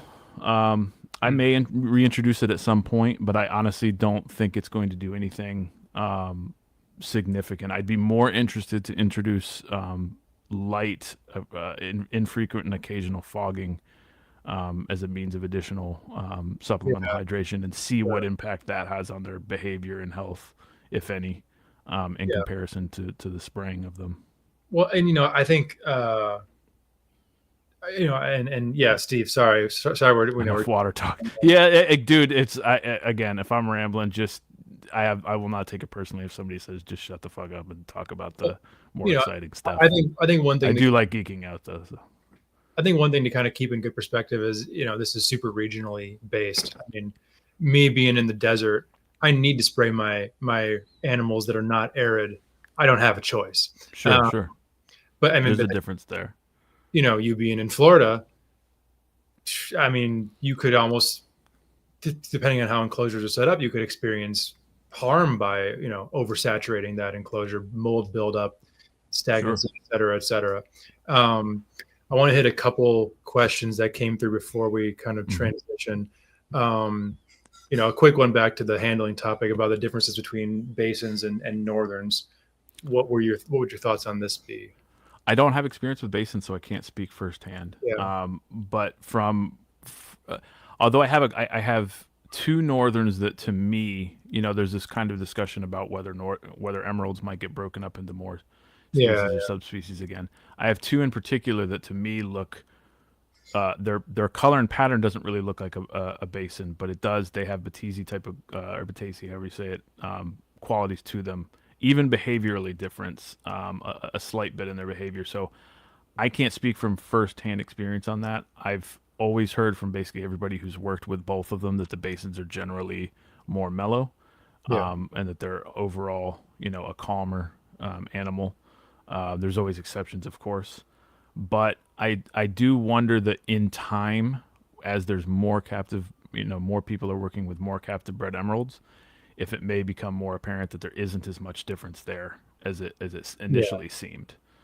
So I don't know. I'd have to be, I would need that firsthand experience to be able to say for sure. So those are my thoughts too, having worked with both. That the calm northerns and the calm in the basins, which they were all calm, they act the exact same. Obviously, the northerns that had a little bit more of a cantankerous disposition on them, that was a different story. But I mean, I have never interacted with either in the wild or whatever, or an imported basin. But I feel like that's just a product of multi-generation captive breeding than, if anything else, Probably, or I would say if I had to guess, and again, it's just me speaking from, I don't have the hands-on experience with basins to say this for sure, but I would think it's like this. If you've kept multiple, you've kept the different types of chondros, like Biocs, from my experience, like Biocs are like sped up. in every way. Like Beox are like on like it's like watching a YouTube video on 1.5 speed compared to Viridis or something. They're by nature a little faster. They're more high strung. They're more erratic, and they're maybe a little more inclined to bite. But at the same time, the captive bred ones that I've raised, they don't bite at all, and they're Yeah. but they do still have some of that tendency to be a little more nervous and a little more. Okay. Their movements, they like I always joke. I say they're almost like they're trying to become colubrids, and as far as evolving, they're getting faster, they're digesting faster, they're moving faster or whatever compared to Viridis. But I don't know if maybe that just sounds like horseshit, but that's my best analogy there. So then a last quick one just on the humidity to round it out. Best way to keep humidity in the enclosure. And this is okay. So there's of course a bunch of different ways to do it. Yeah. And this is one of the things, a lot of things, and I'm not saying that's what you were just trying to do, because it's I know you weren't, but I do get people sometimes that try to do like a gotcha, like, oh, you live in Florida, so like you don't have to do anything. Yeah. It's not totally true. I'm not keeping, the air conditioner still runs, it still dries things out. Most of the time the room is, is not ideal enough to where they can just, have no supplemental effort to put humidity in the enclosure and they'd be fine. I obviously it's easier for me. I have to do less as far as any extra effort. But I think with spraying versus other methods, I think one of the things people overlook that I think would be, like, if I was living in a drier climate, one of the first things I would do is just use something like a heat mat or heat tape underneath a large water source to create constant, stable, slow evaporation to help there. Room humidifiers as well. Live plants. I haven't started incorporating live plants yet, but I probably will at some point, and that can obviously help. And these are all things that you can do. Saturating the floor, saturating the paper or the substrate that you use without necessarily spraying. I think all of these things are far, far, far more efficient at stabilizing humidity. But no doubt, depending on your situation and your room's conditions, and each individual cage has to be kind of catered for on an individual basis. I have a few I have to put a little more effort in to keep the humidity where it needs to be versus others. But I think that, just trying to get it into that 70, 80, 85% range, up to 90%, and fairly stable, and getting that balance between, stable high humidity with enough ventilation is key. And that can be tricky. So depending on what you're doing, I personally would lean towards using the other methods that I've said as your kind of baseline methods, and spray as a supplemental thing. Rather than relying heavily on spraying for raising humidity, because it's just inefficient. Even if you don't spray the animals, it's just not very efficient. You blast it briefly and then it dries. And it's this constant battle of up and down, up and down, and up and down. So if you can kind of do it as more of a, use these other methods to create some kind of slow evaporation to get the humidity at a good baseline level, and then if you need to mist to supplement that, then nothing wrong with that at all. And as far as whether you want to spray the animal or not, I don't know what to say. I think it depends on how you do it. I think it can be done to where it's not stressing them out and it's not really a big problem. But I see a lot of stuff where I feel like I can't help but wonder if, like, maybe that's why these animals aren't breeding that well. They're fucking stressed because you're doing something that, they're not really digging it. And, or maybe, I would say personally, with the exception of, there's a few people I can think of, Dennis McNamara being one of them, but taking into consideration the time it takes to do what he's doing with the emeralds at the zoo, how practical that is for, not everybody can pull that off. Not most people aren't going to have the experience level of him. But to rely solely on spraying for hydration, personally, I think is a bad idea for emeralds and for most snakes. Within, again, depending on how your individual setup, how you can do it, is going to affect the success there. Cool. Well, I want to get into the breeding talk, but we got to take a quick commercial break. No problem. Guys on the other side, and we will talk breeding. Sorry for the interruption, folks, but a quick word from our sponsors. One of the biggest growths we have in the reptile industry today are the rare species of reptiles that aren't worked with. That's right. That's why I went ahead and partnered up again with Brian Susan over at SUNDOWN Reptiles. Brian works with species such as kahua geckos, gargoyle geckos, all species of tree monitors. He works with abronia and many other cool species geckos that you can check out all on his website. Head over to sundownreptiles.com, see what he has available. Brian's one of the best doing it in the reptile industry today. He's been on the show multiple times, so make sure you check out all of Brian Susan's episodes on Trap Talk Reptile Network. But more importantly, for the highest quality of captive bred reptiles, make sure you head over to sundownreptiles.com and make sure you give him a follow on Instagram. Thank you again, Brian Susan over at Sundown Reptiles. Diversity when it comes to a reptile diet, I feel like is so important. So this is why I'm proud to announce today's sponsor, Blake Exotic Feeders over in Florida. If you want the #1 quail sent to your doorstep and more importantly fed to your reptile, no better company than to go to than Blake Exotic Feeders. Blake can get anywhere from day 1 quail all the way up to extra large quail sent to your doorstep. #1 quality in quail, hands down. And I gotta tell you, my reptiles love it just as much. It'll give me a peace of mind to know that these quail are grown on his property and it's not bought third party. Head over to his website, Blake Exotic Animal Ranch, to place your order, or you could just hit him up directly on Instagram. His name's Blake, real nice guy. Follow his Instagram, Blake Exotic Feeders. Let him know that the Trap sent you and he'll take extra good care of you. Thank you so much, Blake, for supporting the Trap, and also thank you so much for sending me top quality homegrown quail for my animals. Alrighty, welcome back, everybody. So to get into this conversation, I want to go back to a comment that Steve left quite a while ago. I may have missed it, but how many adults do you currently have? What's your ratio? Steve, you did not miss it. We didn't start to talk about breeding until an hour 36 into the show. So, dude, I just want to say in advance, I can ramble, and if you can totally cut me off if I need be, if need be. These are my favorite episodes, so I'm all for it. So, but let's get into it. So, yeah, what's your adult group looking like? So, I don't exact numbers. I think I've got around 20 of them, and it's a little female heavy. Unintentionally, I was, everything that I've picked out as far as any, adults or sub-adults are, I was hoping for a balance in them, because I know, speaking with Ed, and then even from my own experience with breeding them and breeding chondros, they're not like, there's not the ball python situation where you got one male and put them to 150 females. That's not happening.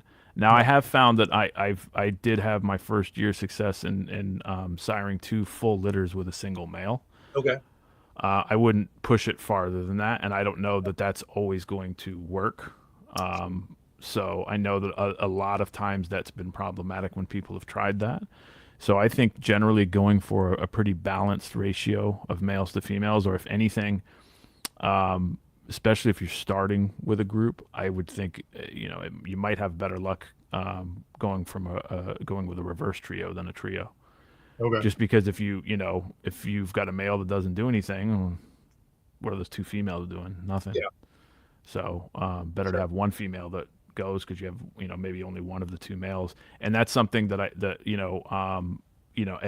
had talked to me about that. He mentioned that he encourages that with people with the basins, and I would say the same thing with the northerns, that you really want to have a pretty balanced ratio, and because you just don't know what's going to happen. I had, of the pairings I'm trying this year, already one of the pairs that I wanted to take, male didn't do a damn thing.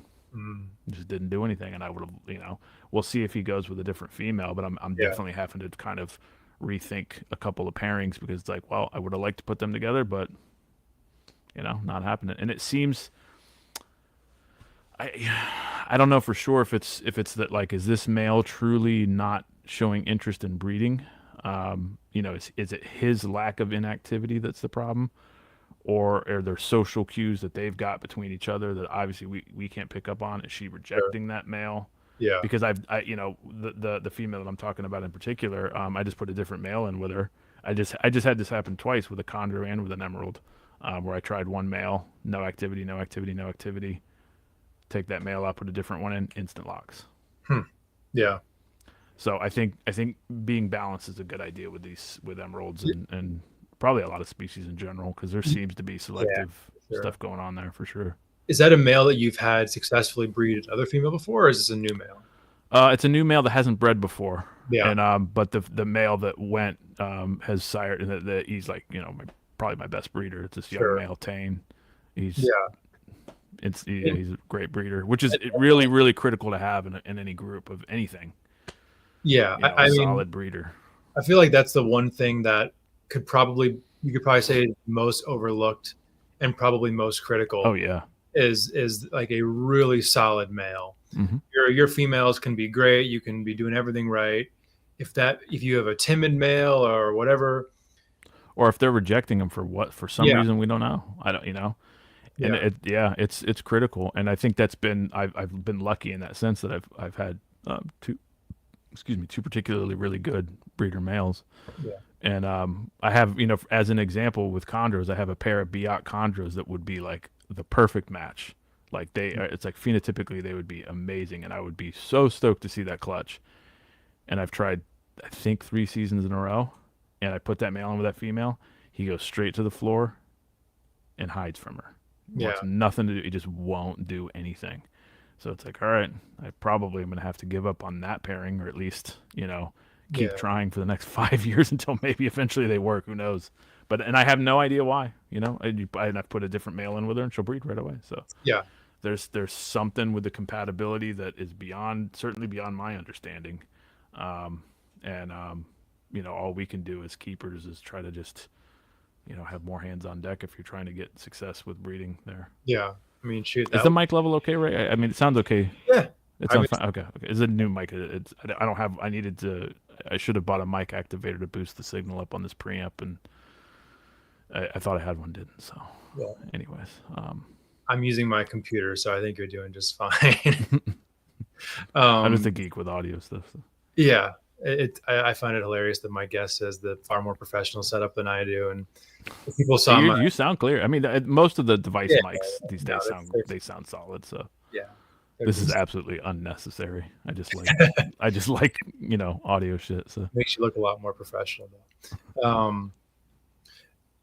Yeah, shoot, I'm trying to get back to where I was, but yeah, no, the male thing is just so critical, and I've even my plan with the scrub pythons was just get a lot of them and try to pick up on trends and stuff like that. And the males, they've been one of the trickier parts to kind of figure out.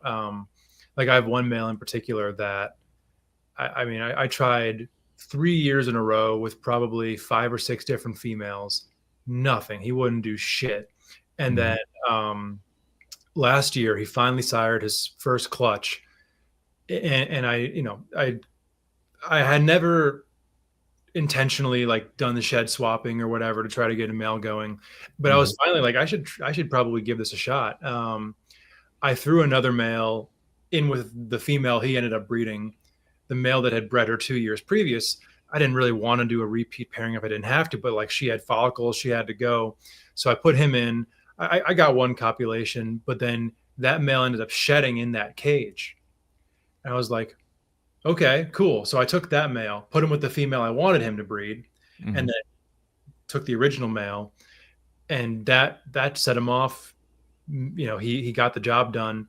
And then this year paired him up for the first time, and he was right on it. Instantly went right to it.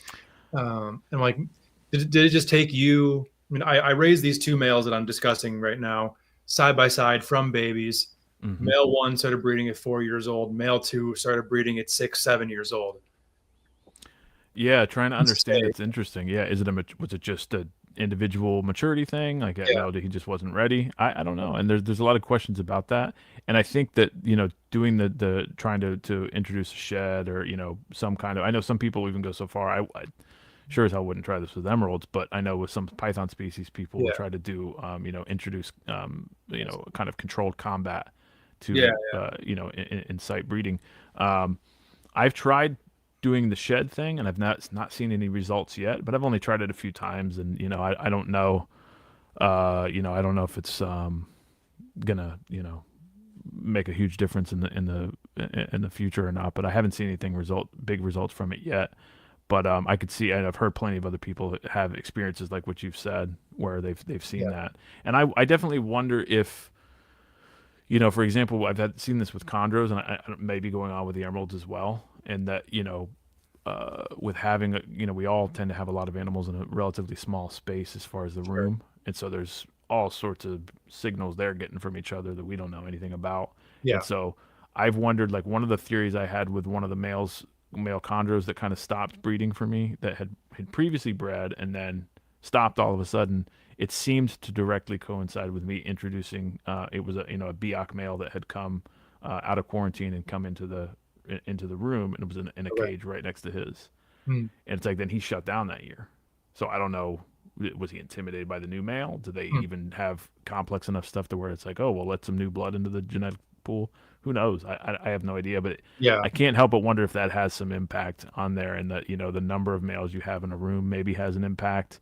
The location of them relative to each other, relative to the females, all these things, but they're all unfortunately things that are very difficult to get a grip on. You know what I mean? Just by the nature of it, because it's like how long it would take to strategically try to break this apart and understand what's really happening, and it's just impractical in most cases to do so. So I think we're kind of left with a certain amount of throwing shit at the wall and seeing what sticks when it comes to that. I think there is probably something to it, though. I do. I mean, with my scrub pythons, the years that I've had multiple clutches, I mean, I've had females lay back-to-back days, back-to-back weeks. I've had back-to-back clutches, one day, the next day, on 2 different years. That to me is just like these females, their cycles are lining up. They're all in this close, this close proximity. Then you could also argue, okay, well, they're cycling in the same room, experiencing the same stimulus, the same feeding changes. Okay, yeah. To me, the truth probably exists somewhere in the middle of that. It's kind of an all of the above, I think, probably situation where there's elements of all these things that are impacting them. Yeah. So you got I think the factors of everything we've talked about, trying sheds, trying with some species, not with emeralds, maybe some kind of combat to get male stimulated to breed. Even moving things to different parts of the room, I think, might have an impact. Swapping the location of a cage, maybe in some cases. Just something that's a stimulant, something that's different, something that throws them off. I think those kind of things can possibly help trigger. But ultimately, when it comes to to kind of circle back around there with the ratio thing and what we originally started with, whatever you're doing, whatever you're trying, it helps a lot to have multiple, especially multiple solid males. Yeah, 100%. So, when one gets dissed by a female, you can try a different one. Absolutely. So, So another Steve question: are your animals captive born, wild caught, or a mix? I have to assume a mix is probably where. Mix, especially now because I have I have a ton of holdbacks, and the goal is to have that mix be way lopsided in favor of captive bred, and at this point it is. I mean, it's I have way more captive bred ones than wild caught, but I have a mix of wild caught, and then a couple of the adults are, I believe, likely. I know at least one of them was probably the CB. You know what I mean? Dropped in captivity from a import. But the majority of the adults are wild caught ones that I've just been establishing slowly. Which is a long process.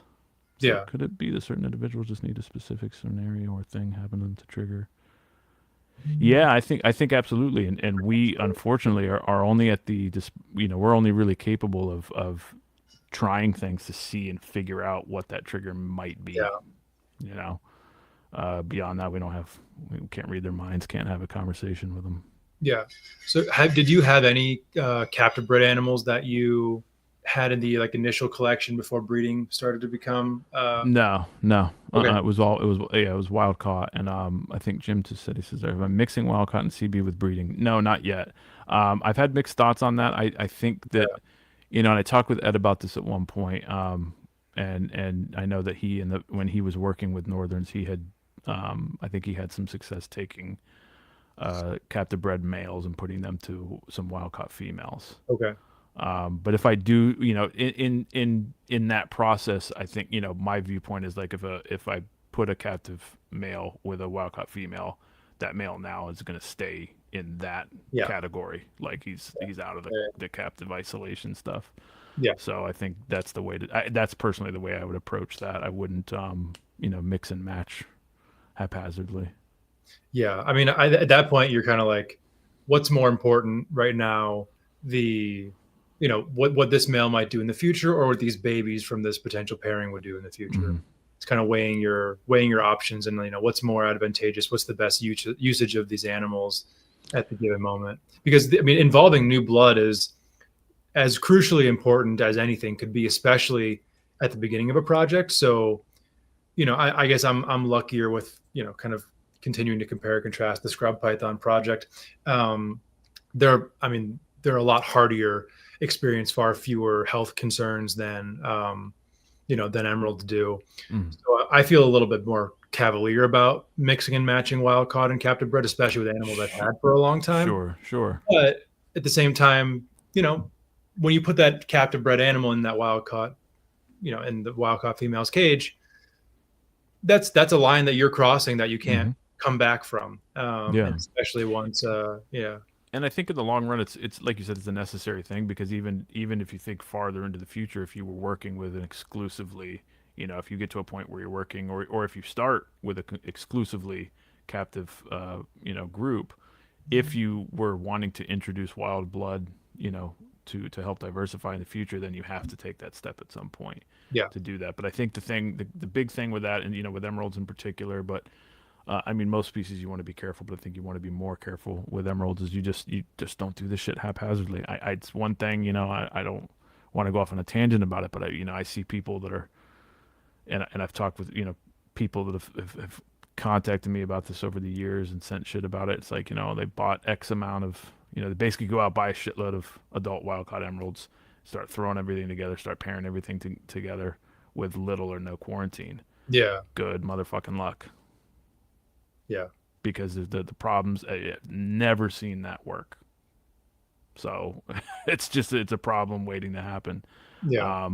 The patience, that's why I said I did want to clarify some things. I've spoken with some people that have contacted me from Instagram and stuff, and I think some people get the impression that like I did that. That's like, I just, rushed out and bought a shitload of them all at once. And it's like, no, I've been, very slowly, patiently, and annoyingly patiently, going slow with this to try to avoid all the usual problems everybody else did. Yeah. And it still comes with all the risks. It's, I'm not completely over that hump of sure, potentially making a stupid mistake, but I think I basically got scared straight working at a wholesaler. Yeah. It's like, I know I've seen illness spread rapidly through a group of animals, and I learned over time at that stage of like, okay, well, you see far less of that when you're even in an instance, a scenario like a wholesaler or an importer, taking the time to group things into smaller groups, if they're commonly housed, isolating things wherever you can, all that kind of stuff makes a very tangible difference. Yeah. And especially the longer you do it, you know what I mean? Yeah. And then, hygiene protocol and all that kind of obvious stuff, I think is another one there. So Steve was asking back earlier with that original question, for the wild caughts, do you do any treatments on them? I don't, and that's one thing that I took from Warren Booth had talked about that at one point, and I thought that was an interesting thing. I did it at first. I treated some of them preemptively, but I think taking the approach of treating them, blasting them with medications right off the bat is just, I think it's a recipe a lot of times for disaster. Sure. And you're not going to necessarily be solving problems. You're in some cases going to be creating them. Now, if the animal has issues, if it comes in and, if you're dealing with one that needs the treatment, then those things make themselves apparent, and you can get tests run and everything and get that taken care of. But I think as a general rule, I I don't think it's a good approach to blast them with medications. Sure. You know, I like, one of the things I do different than a lot of other people, and not everybody agrees with it, but I personally just think I don't do any of that tic-tac feeding or any of the kind of trickle feed approach to the animals. My view is that a healthy one is going to show its the strength of the stomach, what it can handle, what's potentially going on inside there is going to be pretty obvious pretty fast by just feeding it appropriately sized meals. Because you hear all the classic stuff. It's like, well, I try to talk to some people about this, and unfortunately, a lot of times it does seem to fall on deaf ears. I'll tell people that contact me and they're having an issue with either something that's regurging, or it's, they got it and it's really already, they basically didn't know what they were buying. They bought one at a show or bought one somewhere at a pet store, and it was in god awful condition to begin with, and it's either regurging or it's having horrendous diarrhea or something like this. And everybody's first thing, because of what they hear, it's like, well, I'm just going to try to feed it a small meal. And I'm like, why? Yeah. You know what I mean? Like, you're basically just masking what's going on with it. And I'm not saying that you hit every single one of them with a gigantic, massive meal. But, you get an adult emerald and want to feed it a fucking adult mouse or some tiny little rat, and it may give you the peace of mind that it's fine, and then you trickle feed it, Again, you see the same things. I mean, this stuff's been going on for so many years, and you see this level of arrogance of people thinking they're going to, oh, that's not going to be me or whatever. But it's like, I listened to what everybody said about that and tried to take heed with it, where it's like, you're going to trickle feed this animal and try to just slowly bump up. And then as soon as you give it a half decent size meal, boom, it's revealing what's actually going on there. So I offer them full size meals right off the bat. And I think that they can handle full size meals when they're healthy. They handle full size meals with no problem whatsoever. And babies included. I feed the babies pretty huge meals, actually. Yeah. Maybe too big sometimes, I don't know. But I feed them big ass meals less often rather than the other way around. Yeah. Well, it is unfortunate, because anybody who is taking that approach is doing so because they really care about that animal and they want that animal to do well. Sure. And to hear the advice of like, feed it a huge meal to see what'll, like, test your snake. Sure. It's like, it kind of could probably come off as heartless, especially if someone's already having an emotionally charged reaction to the scenario. Sure. Or like for someone to be like, hey, this happened to my snake, whatever. It's like, put it in the freezer. Like that, you don't I know, and it's tough. It's a tough thing and I try, I sometimes I'm just matter of fact and frank about it, and maybe I should be a little more, kind of, careful with my words with some stuff. But I feel like for the most part, I try to tell people in a way, I try to word it like, look, I'm going to be matter of fact about it, but I understand that this is not easy. This isn't the news that you want to hear, and I get that. And I'm not even saying 100% sure that absolutely this animal's a goner. It's not that simple. But in some cases, it's just like, I'm so confident that what's going to happen to this animal it's like, this is so obvious what's going on here that, I'd be willing to bet my entire collection what the outcome is going to be here. And so far, in just about every one of those scenarios, unfortunately, it's been, pretty obvious, and the result was what you would expect. Yeah. And so it's a tough call with that. And I think that's one of the things that's been a little bit discouraging with, because I've tried to be pretty, I've tried to document a lot of what I've been doing, and I've been pretty damn open and trying to help a lot of people with, emeralds and keeping them and stuff. And I think one of the things that's, I feel like, has been a little bit of it's sometimes rubs me a little bit the wrong way, is that I feel like it's like there's a lot of people that they just kind of want me to give them a blueprint so they can run out and buy 50 wildcat adults and try to make a bunch of money real fast. And it's kind of some of that, when some of the people that do that are like people that I can tell don't really fuck with me and just want me to, like, teach them how to do stuff. Sometimes it's kind of like, yeah, I want to help people, and I really try to help everybody I can, but some people it's just like, I don't know about this. I'm not sure about that. Yeah, they want your answer to fit their narrative rather than answer their question. Yeah.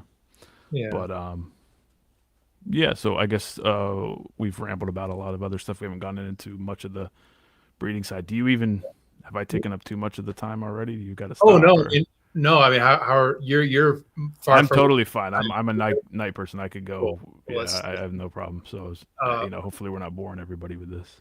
Yeah, well, I want to thank everybody who's been in the comment section this whole time. This is probably the most active live chat I've ever had on an episode. I want to hit some of these questions. Another Steve about your caging. So what's your caging size for? I guess we can go down really everything because it all kind of revolves around the breeding conversation. But let's start with the adults. What are your adult cages? So right now, adults, I have them in a mixture of 36 by 18 and 24 cubes, and I want to eventually upgrade to larger. And I'm on the fence on how tall I want to go with enclosures because I basically haven't had an opportunity to keep them yet in because of my space restrictions at the moment. I haven't been able to keep them in any truly tall enclosures to see what the difference in those behaviors might be. I will say pretty confidently that there's essentially zero difference in their behavior or capacity to move when you're talking about even something as short as a foot tall versus 2 foot tall. There's very little difference in that. And I've gotten into some funny little, conversations with people on Facebook about that. Some, because some people get really, and I've done it myself, and that's why I try to like kind of give people a little bit of a like, hey, come back to reality here. Like sometimes we can get as keepers, we get really fixated on some stupid shit, and I've done it a million times. I get real fixated on like, does it matter if it's 18 inches or 22 inches tall? And it's like, do you think this snake is having any tangible difference in that? So you have to find a good medium ground between, it depends on what you're doing space wise in your room, what you can do. I think you should always go as big as you can, but don't get hung up on stuff that doesn't really have a place in reality. The difference in some of the sizes of these cages is so minimal. It's just has no real. You got to think about reality. What you're comparing here. Corey Martin had a great observation about tree monitors of like whether you're in a 4x2x4 or a 4x2x8, you're not in a 4x2x200. Yeah, exactly. We're not. No matter how everybody wants to. And that's the thing. And this is not to say, because I think give them as much space as you can. Sure. But the big thing with that is make sure that space is actually good for them. Yeah. Because you can't just throw them in a big space and it not be set up right and then think, well, they love all the space. Because the reality is a lot of times reptiles are stressed out by the big vulnerable space. You know what I mean? They need to feel secure in that space. So if you're, and I tell this with people that are trying to set them up in a, especially the young ones in a large cage, I'm not somebody to say immediately, don't do that. I generally will say the typical thing that I think is a correct way to go, in that, the best way generally is to try to replicate what the breeder was keeping the animal in first. And then step up from there. Then if you're going to shift it into a larger enclosure, then do that. But it just depends on that situation. And I think with a larger enclosure, you just need to make sure the parameters are correct, and you need to get make sure this particularly young snake doesn't feel vulnerable. One of the things that I give as an example is like one of my best breeder males, his name's Larry. I got him off of Craigslist, and I just happened to see the ad, and he was really nice looking, and he looked like he was totally fine. But the ad, the guy was just basically being honest. He's like, well, I can't get him to eat, and I want to see him. He was a good guy. He was just like, I'm in over my head. I don't know how to get this animal to eat. I don't want it to go downhill. I know they're notorious for being difficult. I bit off more than I could chew. I want to see this go to somebody who can take care of the snake properly. Sure. So I contacted him, and he was totally genuine about everything. But I looked at the cage and the way it was set up, and it was like the typical kind of mistakes. Big. It was too open of a cage, super bright light, which is another topic I could go into it about them. It's probably super good. Bright light. What was that? That's probably a good topic for another episode. I feel like that could be quite the rabbit hole, because I have some thoughts on it. Yeah. But so, blasting him with a bright light, and the snake's at the bottom, very bottom of the enclosure on the lowest perch it can go, basically clearly trying to get as far away from that light as it can. Yeah. and not humid enough, blah, blah, blah, blah, blah. And I took the snake home, set it up in a simple tub with a simple perch, proper humidity, no spraying, none of that stuff. Ate the next day, has never refused a meal again, and has been probably the best breeder I have. So, and I see somebody's put on there. So just anecdotal, in Europe, it's more common to go tall than wide with arboreal, but I've not seen a real difference. Yeah, and that's what I mean. I don't have the personal experience to see if it's. I would think my kind of intuition would show that, like, unless you're going truly tall, where the animal is able to do actual natural behavior like crawling, or climbing rather, doing the proper vertical climb up the trunk of a tree or up vines or whatever, and going 6, 8, 10, 12, 14 or higher, really going high. I don't think that there's a massive difference. I think that it's very minimal, and you can see, and I've seen people make claims about their cages are so much better. I've seen the bullshit Monahan has posted before, and it cracked me up one time because I remember him going on a rant about this with people about how much the size of his cages, how superior it all was, and it's like you posted a video where you could see the snake moving throughout the night, and funny enough, its movements were about the size of a 2x2 cube. So take that what you will. It's still a box. It's still what it is. And again, it's not to discourage more space, but just do it right, and be realistic about the differences. The getting, because I've gotten obsessive and hung up on some of these minimal cage size differences, and it's like after a point you have to realize that, like, a 4 to 6 inch difference in either direction makes absolutely no tangible difference to the snake. Yeah, it just doesn't. No question. Yeah. So you got to be talking about significant size upgrades there. And the only thing that you could even realistically say could be a significant difference is like managing a hotspot with a exactly, a 3-foot cage, like sure, practical human thing, like things that everything in context, and everything in context, and for the animal, like you managing the hotspot, and then for what can the animal get away from it. Right. Properly. So all those things have to play in, and that and the temperature of your hotspot, of course, is going to be affected by that too.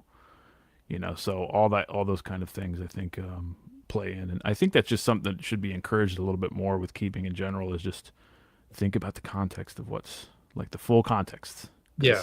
Something that makes sense in one context does not make any in another, and so you have to think about the kind of bigger picture there, and how something's impacting another. Yeah. So I guess to kind of round out some of the enclosure talk. So I guess for me, at least, with the question of longer rather than higher, at least with my observation of my arboreal, semi-arboreal snakes, they're much more using lateral space than vertical space. That could also be because they have more lateral space than vertical space. Sure. And then kind of the talk of top enclosure, bottom enclosure kind of thing. What I always like to do is my bottom enclosures are all my males, and my top enclosures are all my females. Sure. And that's kind of been my solution to that, is that male getting down cooler for spermatogenesis purposes will be good, and then for females sitting in a nest box that's on the ground, that's not going to be on the actual floor, and could even be radiating some heat from a panel in the cage below. So I don't have anything on like stands or whatnot. But like all of those bottom cages, they have shelves in them that the snakes can get up to where they're not sitting directly on the ground if they want. I've never had a problem with a male being too cold in the bottom cage. And then obviously back to within context of the room is not so cold where that would truly be too cold. Yeah. That's my solution though to that kind of debate of top bottom cage. What, something beyond the floor is just, that's where the males go. Yeah, I think it's a good approach, and basically I think that's pretty sensible to do, is just, and for me, like, I keep the babies separate from all the adults, so it's but eventually, if I'm talking about like a room in the future where I have captive everything in a room, so it's captive babies, and I'll probably eventually just still end up keeping the babies separate anyways, but if I were to keep them all in one space, I would do the juvenile is probably a little bit cooler overall, so maybe keep them lower, or at least no supplemental heat or anything. Although I ultimately would prefer no supplemental heat for all of them. Yeah, seriously. But I think keeping the males lower is not a bad idea as far as, for sperm production, and they just don't seem to need it. That's one thing I think was kind of interesting, and we'll get into this in a bit as far as the basking type of behaviors I'm seeing with the way that I keep them in the back. I don't know that I've ever seen a male bask, even when they have the opportunity to. Hmm. So it's not to say that never Yeah. happens. I'm Sure. sure maybe they do once in a while, but I can't think of an occasion where I actually saw a male seeking out because I have the sun comes through the window and forms little sunspots in the room in the back in their cages, and I don't think I've seen a male bask once. Well, So cool. yeah, the one thing this is probably just me getting older and lazier. I would love to have no cages low to the ground. I would like to have everything elevated so there's just nothing low to the ground, just because it's more of a pain in the ass. But that's more of a practical thing for me. Well, the one thing that I've been made fun of before, I have no cages, and I will not have any cages that are deeper than they are tall. Yeah. Fuck that. And I don't have any cages that are more than 2 feet deep. Yeah. Oh, I totally get it. I'm not doing that. I'm not swimming my whole body in there. Dude, especially, and I know you have some of the similar experience when you've cleaned enough cages. And I'm not trying to say, I don't like cleaning the cages and stuff, because obviously there's some weird part of us that we do like being snake janitors, or we wouldn't do this. But I get irritated with inefficient ways of cleaning, and I've gotten spoiled by some of the. Basically, I've gotten really, really ridiculously spoiled by the pull-out tray in the arboreal enclosures, to where now, if I have to, like when I go and clean take care of my friend's collection, if he goes on vacation, he's got PVC enclosures, the typical like animal plastics, and I'm so spoiled now that I'm just like, ugh. It's just like I've got to reach all the way in the back. You get a little spoiled by it, but there's a practicality to that, and I think it's important to take things like that in consideration if you have a large collection, because you don't want to make choices that make you hate doing what you're doing, because then you're going to end up not doing it, and then you're going to you're going to slack on stuff, and there's definitely some choices like that where you have to make a balance between what you want, what's good for the animals, and find a good compromise there. And I'm totally with you there. I don't like I hate having to reach way deep into a enclosure and do that. So So I wish every cage I had basically was like totally modular, to where it's just like, if I could pull this panel off and do this thing, and like fully everything 100% modular, but that's pretty unpractical. Yeah, that'd be cool. So this question I think actually was a little bit higher up in the chats too. Thank you for putting it back in there. Sure. How big does a female emerald need to be to have like 8 to 12, maybe more babies? Well, it's a good question that I don't totally know the answer to, because I'm for this year I'm trying. I rarely weigh the snake, so I don't know an accurate weight of this female. But I'm trying a female that's definitely the smallest that I've tried to breed so far, and I would guess she's in the like 12 to 1500 gram range.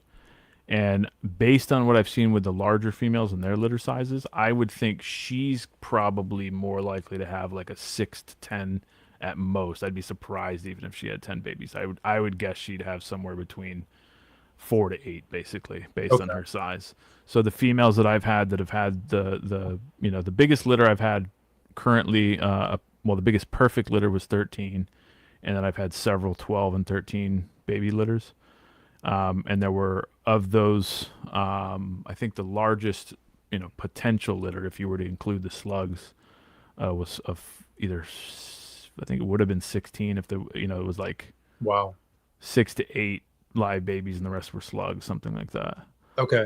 14 to 16, I can't remember offhand, but they've got to be pretty good size to have 12. I mean, most of my adult females are easily eating medium rats, full big medium rats, not the new medium rat as far as the like rodentflation stuff goes, but full medium rats, and most of them can take a large rat no problem as well. So they're pretty big. I don't really know the weight of them. I would guess at least 2,000 grams to 2,500 grams for those size females. So I think that's a decent ballpark. But like I said, just basing it off of meal size, if they can eat a big medium rat, I think that they're in the ballpark of being able to have 8 to 12 babies. So then follow up with approximate gram weight of said medium rats. should know. I think it's around 100, 120. I want to say. Maybe I'm a little off there. Yeah. I So mean, I do a lot of that stuff just visually. I don't go by the new agey schmediums are kind of like 90 or Okay. so. If anyone knows rat gram sizes, Yeah, it should be you. Yeah, yeah, you know it. I mean, I honestly could probably look at a rat and guess it's way within 10 grams. I don't doubt it. I don't doubt it. So First of all, so a new school, so to speak, Yeah. medium rat is you're saying is in the 90 gram, Yeah, 90 gram range. I mean, That makes sense. So like from my mind, I'm still thinking old school, and like my local suppliers that are pretty fair with their sizes, so they're more Yeah. like the old school mediums. So they're probably more in the 100, Probably more like 110, something like that. 40 or Something like so. that. Yeah, okay. once you start hitting 150, Medium. once you start to hit, and we're 2 hours and 15 minutes in, and I'm about to rant about rat fucking body structure. But once you hit like that 150 gram range, that kind of hunch in the back that you see mediums have, it smooths out, they elongate, they start to become mature. But then females at that size, they're thin. So like that's a 150 gram rat could theoretically get pregnant, but probably shouldn't yet. Needs a few more weeks to get up to like that true large rat size where they actually develop their hips. But yeah, to me, like the perfect medium rat for most applications is like between like 125 and 140, where they still have that kind of medium rat, younger rat shape to them, but they got some meat on their bones. But yeah, so they're not that little schmedium, but they're also not the big, the skinny large rat, essentially.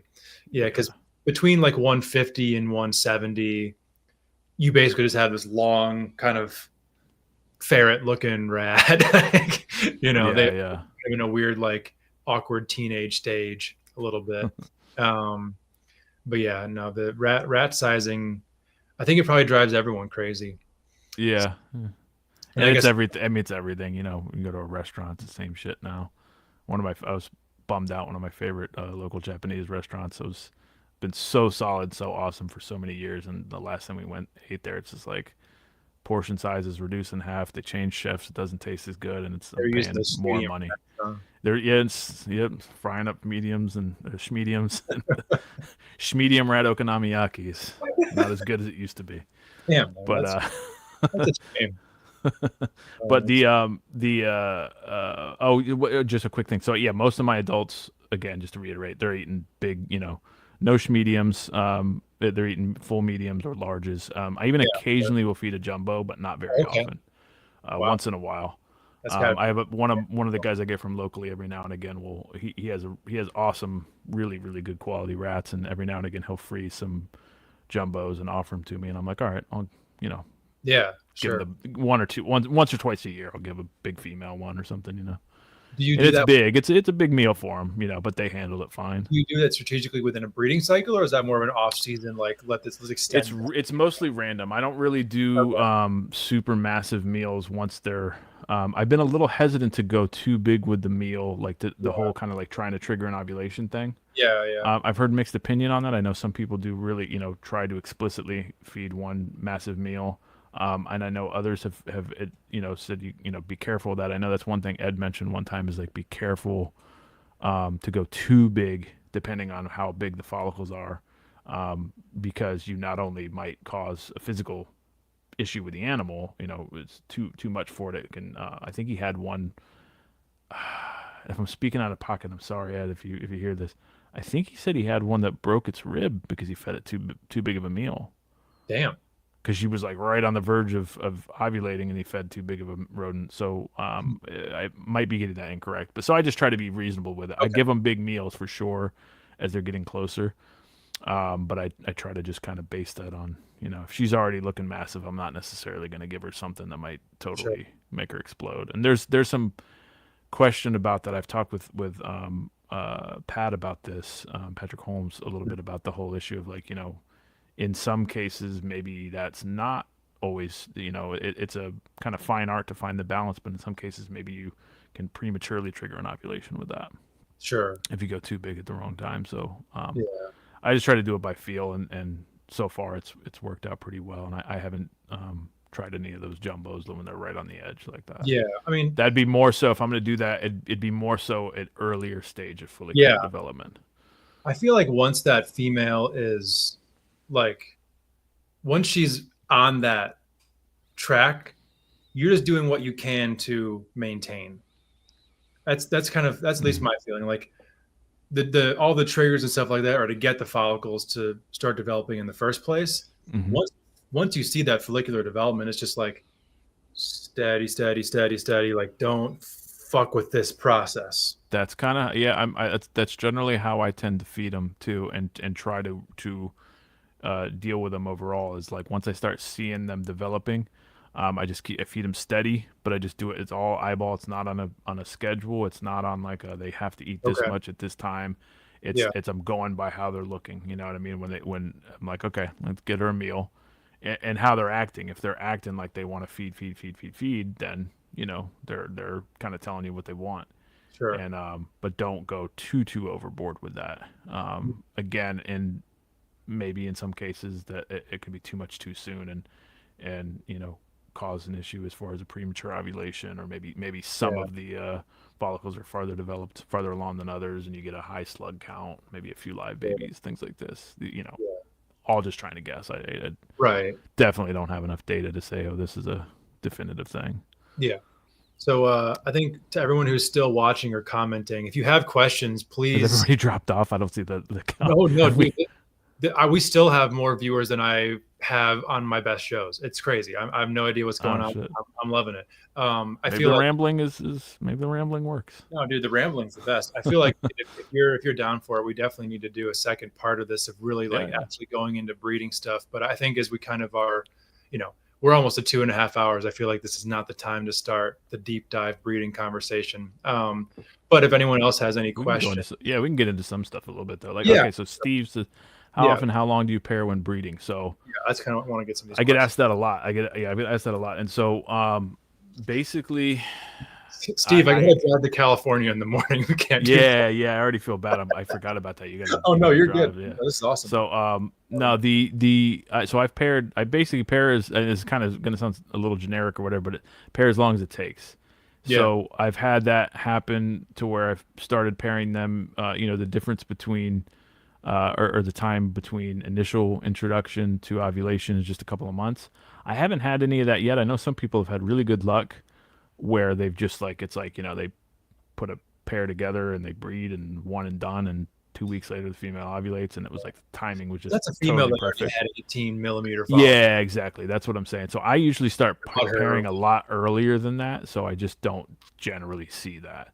I probably, if I were being, and in the future I plan, you know, now that I've got my head around things a little better, I feel like I've got a little bit better of a grip of the whole process. I probably will start trying to experiment a little bit with like, well, I mean, do I really need to put the male in, you know, keep them paired for this long, you know, to get things going, or can I kind of introduce him and then, you know, wait a while, put him back in if she's clearly, you know, developing at that time. Yeah. But it's generally been, you know, it takes patience. In my experience so far anyways, like I you know, a good example, I have the female Amara in 2023. She had a litter of 12 babies and I think 2 slugs. And it was a full year between initial pairing to delivery of the litter. So it can take a long time. Yeah. You know, it could take quite a long time for that to happen. And that was like, you know, what I generally have seen is like I'll see some somewhat sporadic breeding when I'm first introducing them. And in some cases, they don't even do anything right away. It might take a few days or even a few weeks.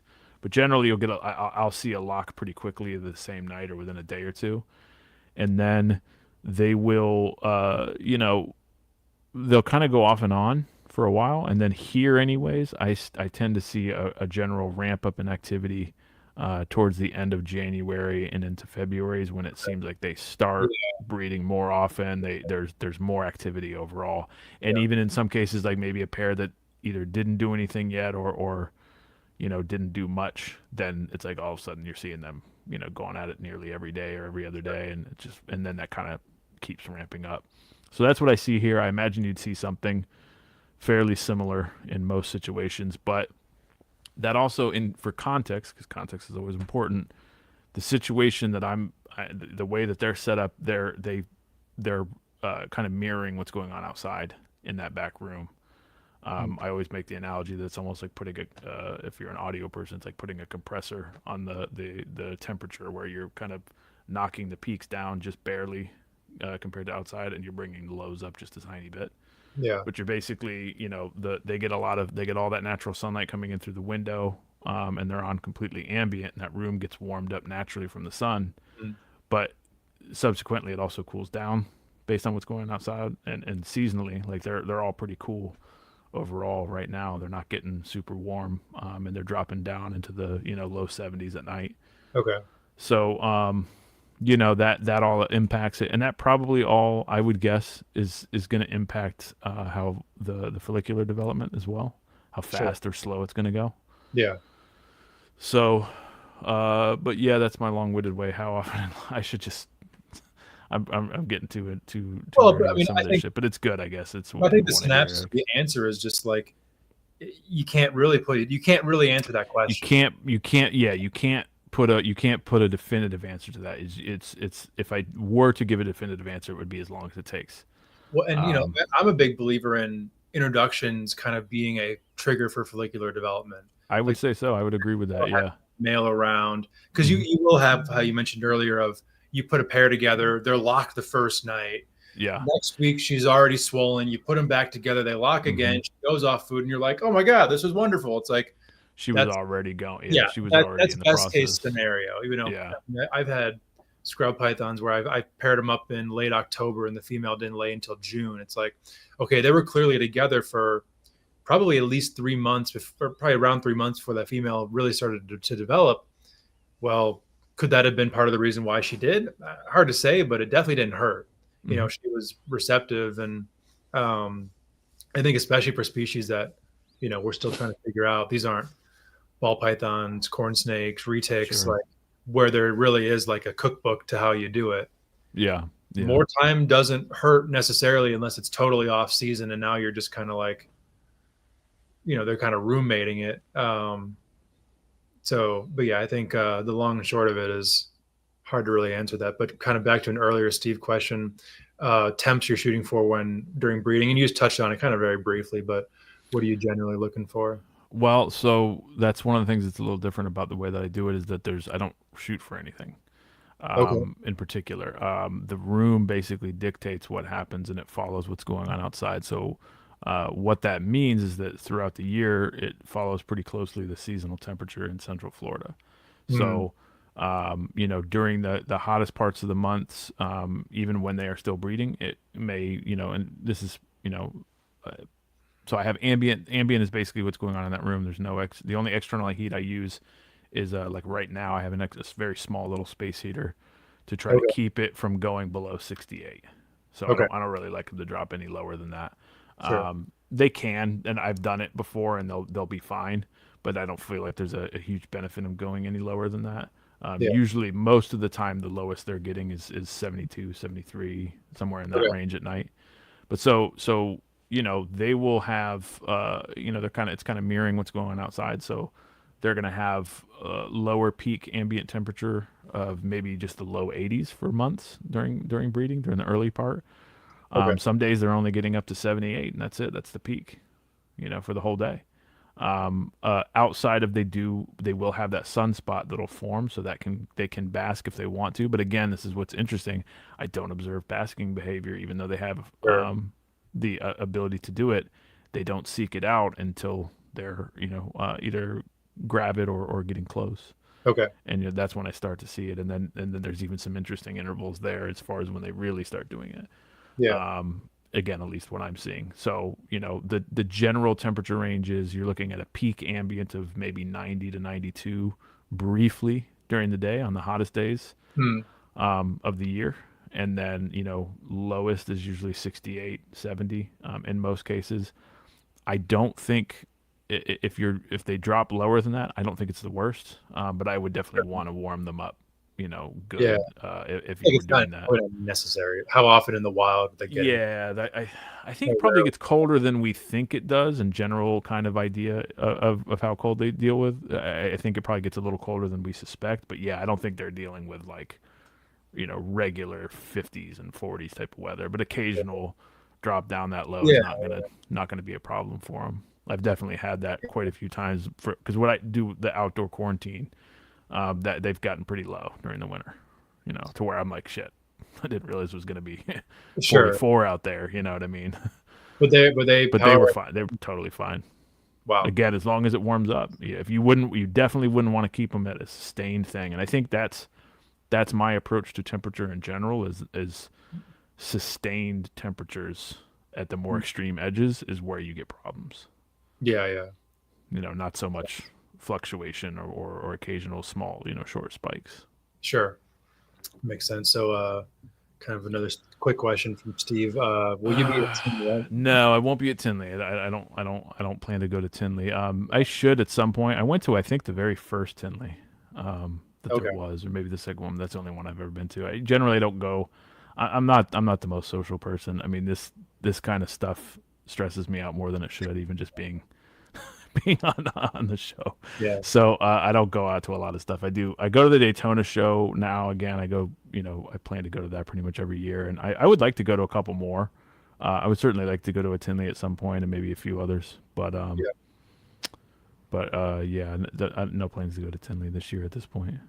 Fair enough. Could change. Yeah, fair Could enoh. change though. So, when is it now? Isn't there two? Don't they do it twice a year now? Yeah, March and October. So Okay, definitely not going in March because I have no plans to do that. It'd be too soon. But maybe October. We'll see. Yeah, cool. So another question about cohabitation. Have you ever done it? What are your thoughts?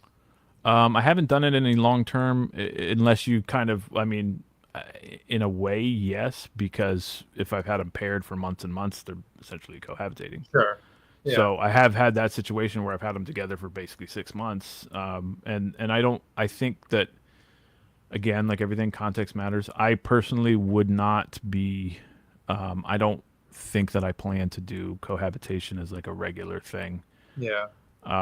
At this stage, I might change my mind on that, and I think that it can be done. Sure. It can be done okay, but the big thing, if you're dealing with wild ones, is I quarantine those motherfuckers for a long time before you do that. Yeah. I mean, cohabitation with snakes is definitely it's a loaded topic because there's something to be said for both sides of the argument, and it's also very species dependent. Yes, and I think the other thing. Sorry to interrupt. Just while it's on my head. The other thing about this, I always feel like one of these things where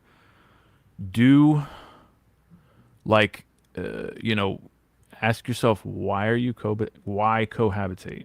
Yeah. Are you doing it because you want to see how that looks and it's cool?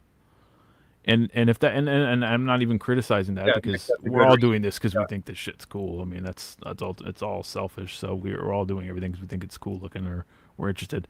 But like, is that going to actually be a benefit to the animal, or at least is it going to be neutral? Because I think with emeralds, one thing to consider with cohabbing is that it's definitely going to make feeding them a bigger pain in the ass.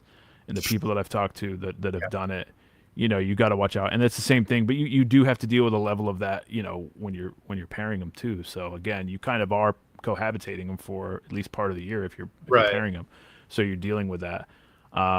But long term, it just seems like the longer you're doing it, the more potential there is for, a feeding related accident to happen or just a random thing. I've been super lucky. Thank fuck. So far, I've not had any emerald fights, but I've had quite a few chondro fights. Just random. I just had one yesterday. Thankfully, it resolved itself. I had two together, and they responded to me. And every time, I think pretty much with the chondros, it's been an accidental feed response because they responded to me. But again, with the chondros do it, I've not had any incident with the chondros where any major damage occurred to either animal, but I've definitely talked with people that have had it with emeralds, and you're looking, and again, this is to give to some real world perspective of the teeth of the emeralds and the difference in the damage. If you want to have an idea of how much potential damage there is, you can have chondros fight all day long, and not that it's a good thing, but you can have chondros fight, and good chance that if you separate them quickly, nothing's gonna happen. They're going to be fine. They might not even barely have a scratch on them. talked to the people that have kept enough emeralds, or talked to some of the people that have had experience. I've talked with people that have had, female die because the male bit her and just shredded her up. Yeah. Just from 1 or 2 bites, and it's because Yeah. of those teeth. And so I've been very lucky. That's why I'm nervous about the one female. Like I'm nervous to pair her up because I'm like, Yeah. man. And I'm more nervous that she's going to react to me and then accidentally bite a male if I put one in. So I'm still hesitant on that. I don't have a fantastic game plan for that one at this point either, other than being extremely careful. I don't have a magic trick there. I've had to deal with that too, with the scrubs. I've never had any sort of aggression between a pair, but I've definitely had females bite males trying to get me, and it's hilarious. The males don't even notice it, especially if they're keyed in on the female. Yeah, they're like, whatever. Her, they get smacked, and they're like, "What happened to me?" Like it's really funny actually. The first couple of times when it happened, I was kind of freaking out. Now it doesn't even really bother me because it doesn't happen all that frequently. I have a couple of females that'll, if I catch them at the wrong moment, but then the thing is too, they're tapping, this is a light bite. Yeah. They're not doing emeralds too. Emeralds do occasionally do like a little bluff thing. I've had them where they'll hit you with the nose bump or something. And that shows that the nature of them, they're not necessarily as nasty as they tend to have a reputation for. I think most snakes really, but I think that their preference is to just tell you to fuck off before they bust out the big guns if they can. You know what I mean? But I think kind of what you were saying, the biggest thing for me with cohab is definitely the feeding aspect, and that is super species dependent. Because I had one time that I tried to feed a pair of scrubs together. I thought the female was in shed, the male was out. And I fed the male. I turned back around. The female is freshly shed out in the box, and here she is. And I had to pull them apart. Oh, it was a mess. And after that, I'm like, first and last time I ever try that. But then, I have a ton of snakes that I cohab intentionally, primarily the rattlesnakes, and they're that's a species that you will frequently find. That's a natural behavior, right. And then they have. Rattlesnakes quite literally will exhibit family dynamics in the wild. Sure. And I want to see that. And then also, frankly, I can fit more animals in a smaller space and It's got a lot of practical benefits. I mean, the temptation's there, and I get why people do it with a lot of species because, the cage space that you save and it looks cool and everything. But again, I think sometimes it would be beneficial to think about, like, do the pros really outweigh the cons? Yeah. And are you doing this because there's a genuine benefit to the animal, or is it just that you want to see the way that it looks? Right. And then one thing with them that I think is a really huge factor as to why it does work is that they're not constrictors.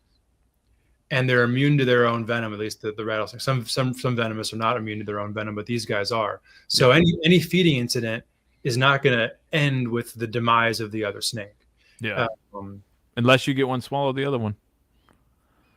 But I mean, it's extremely unlikely. I would see it with babies more often. Unfortunately, that's one other thing I would say with juvenile snakes when people do that with groups. I think that's a bad idea overall. Maybe not. I have no experience with rattlesnakes, so I can't speak on that. But with like pythons and boas, as tempting as that would be, like I've having opened enough bags from Ghana and Togo and Indo and Thailand and all these other places and found baby snakes that killed each other in transit and trying to eat each other. And I've seen enough cannibalism with young snakes that were housed together to where I wouldn't feel comfortable doing that for any significant length of time. I have a couple of friends who have done it with scrubs where they'll raise babies in like groups of 3 or 4 and like 4x2x2s.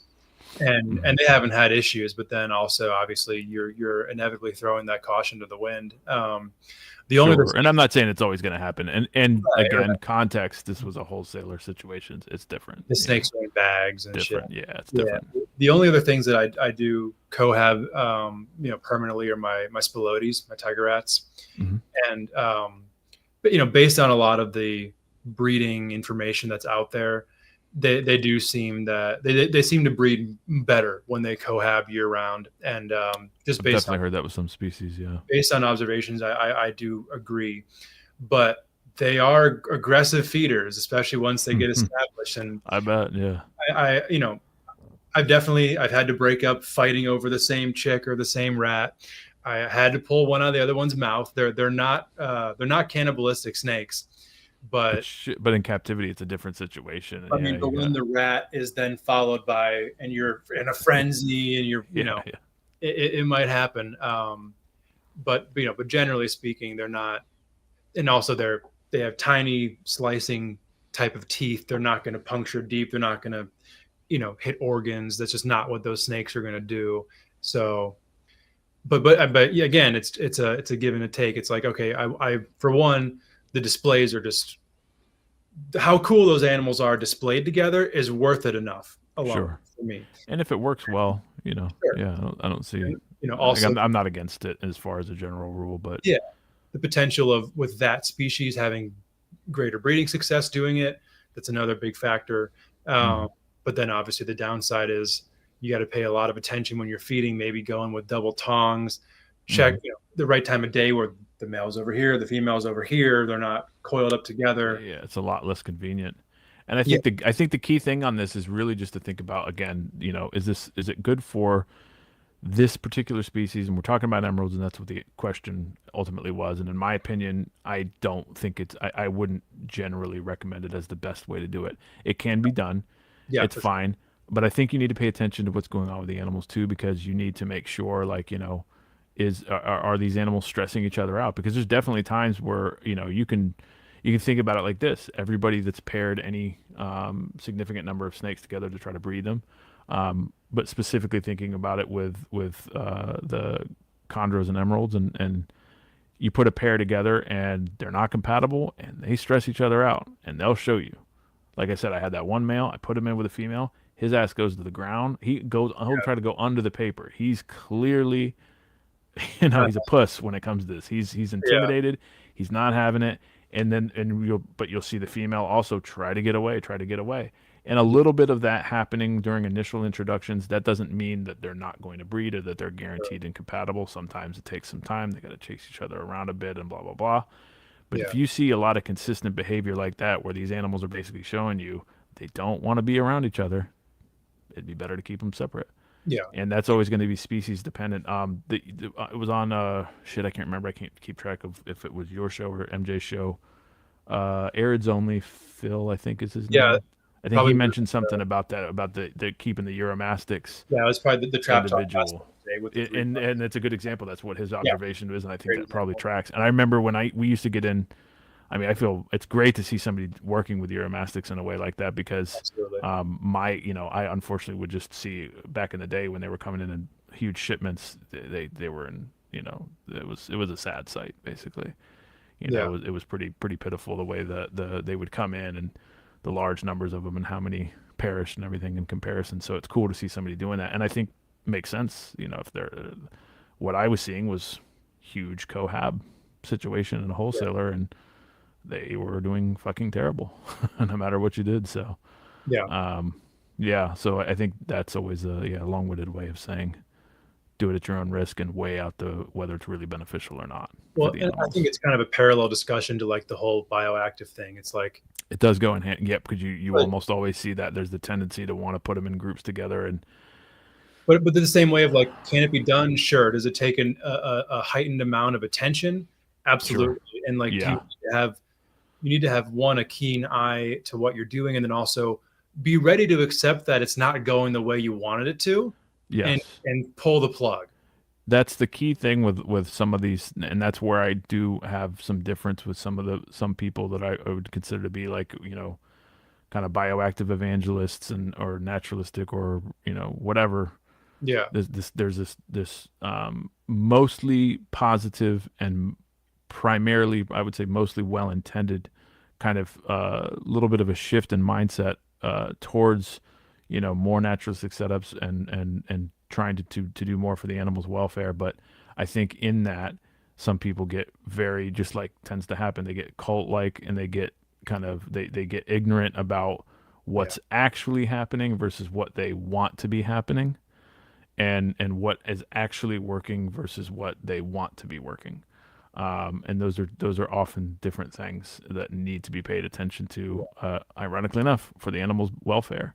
And one of the things on that is like, there's a lot of anti-tub stuff that's happening in the modern era, and I get it. I get where it comes from, because I understand not only that there have been kind of that's been overdone and pushed a little far with some breeders and some keeping methods, but also I understand that the optics don't, it doesn't make sense to some people, especially somebody coming in. Like you see the optics of that, and it's like, well, it can't love that. It can't do well in a tub or whatever. But I always, again, based on what the animal's doing, if you're going to tell me your fresh import emerald that is showing every tangible sign of poor health, stress, dehydration, and everything else is loving life, compared to my fresh import that's in a tub that looks fucking perfect and is doing everything perfect, I don't buy it. It's context, you know what I mean?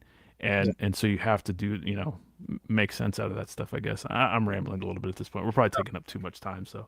No, I mean, everyone's sticking around, so I'm, it is what it is. But kind of to this comment that Tim left earlier about Russ Adcock having captive bred emeralds at shows.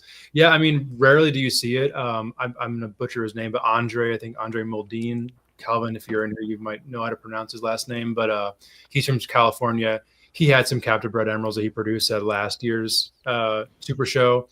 I don't know if Andre will be at this show or not, or if he'll have any. That'd be awesome if he did. But yeah, I mean, that's another thing. I mean, to see a table of captive bred emeralds at a show would be like the show stealing booth. If you had like 10 captive bred emeralds, really well displayed on a table at a show, that'd be one of the booths. It's like, okay, from that show, I remember the 5 best things I saw. Without question, that would be on that list. Yeah, and it's kind of tempting, because I could do 50 right now if I wanted to, and not to just be whatever, but like, it would be pretty cool to do, but that comes with a lot of stress and a lot of, sure, but I also, it would be pretty cool to do something like that maybe at some point, because I remember how amazing it was, particularly for the inspirational aspect of that, like seeing that booth of Eugene's with those chondros like that. It was like, damn, that was amazing to see that set up. And like Trooper, I think I did see one of the early, I think they were calling it the Chondro Coalition, I believe. Yeah, I remember. It was one of the shows. I remember one of them it was multiple people all set up, and like, I remember. I don't remember if Eugene was part of that. I remember seeing Trooper, and I want to say that was I think Marshall was interesting. Yes, he was. I don't remember if I met him at that point, but I remember seeing Trooper there, and I just remember that time he had short hair, and it was kind of like, whoa, Trooper's got short hair now. What the hell is that? Yeah, I think it was like Trooper, Rico, Marshall, and a few other people that I should know the name. Yeah, I should know the names, and I don't. I can't remember offhand. So. Probably Tim Morris. I don't know all those guys that well, and I'm just remembering from back in the day what that was there. Rabbit's come over here, you little shit. She's wanting attention, so she's trying to she's gotten annoyed. She's just starting to get to the point where she just has realized that if she could just jump up and bite me to get attention, it's like, cool. Man. Well, we'll hit a couple of these last ones and then we'll wrap up. But sure. Steve had this very generous offer earlier. If you come to Tinley, that he'll have Dennis buy you a good steak dinner. So, Steve, that's nice of you to offer somebody. A very charitable person, but this is going above and beyond. I mean, I don't know if this is necessary, but that's very, very kind of you. I appreciate it. Oh, that's awesome. So, a kind of unrelated question, but very topical right now, is of the ESA listing of the blue tree monitors. I'm not fully up to speed on this, but it definitely sounds, I don't know all the details. So what exactly happened with that now? They just got added, or they're at risk of being added, or? I mean, I think they're in the process of being added officially. Okay. To me, and I'm kind of on the outside of the tree monitor world a little bit, but my interpretation of this is that this was the hobby kind of fucking ourselves into this listing. Whether this had to do with any particular individuals lobbying hard for this listing, And I don't know all the details, or I don't even know what science, or if there was science at all that was used to, to back this listing. But, blue tree monitors have been, like, I think, pretty well known that they're a threatened species or borderline endangered for a while now. And the talk was always that they're going to be listed on CITES Appendix 1.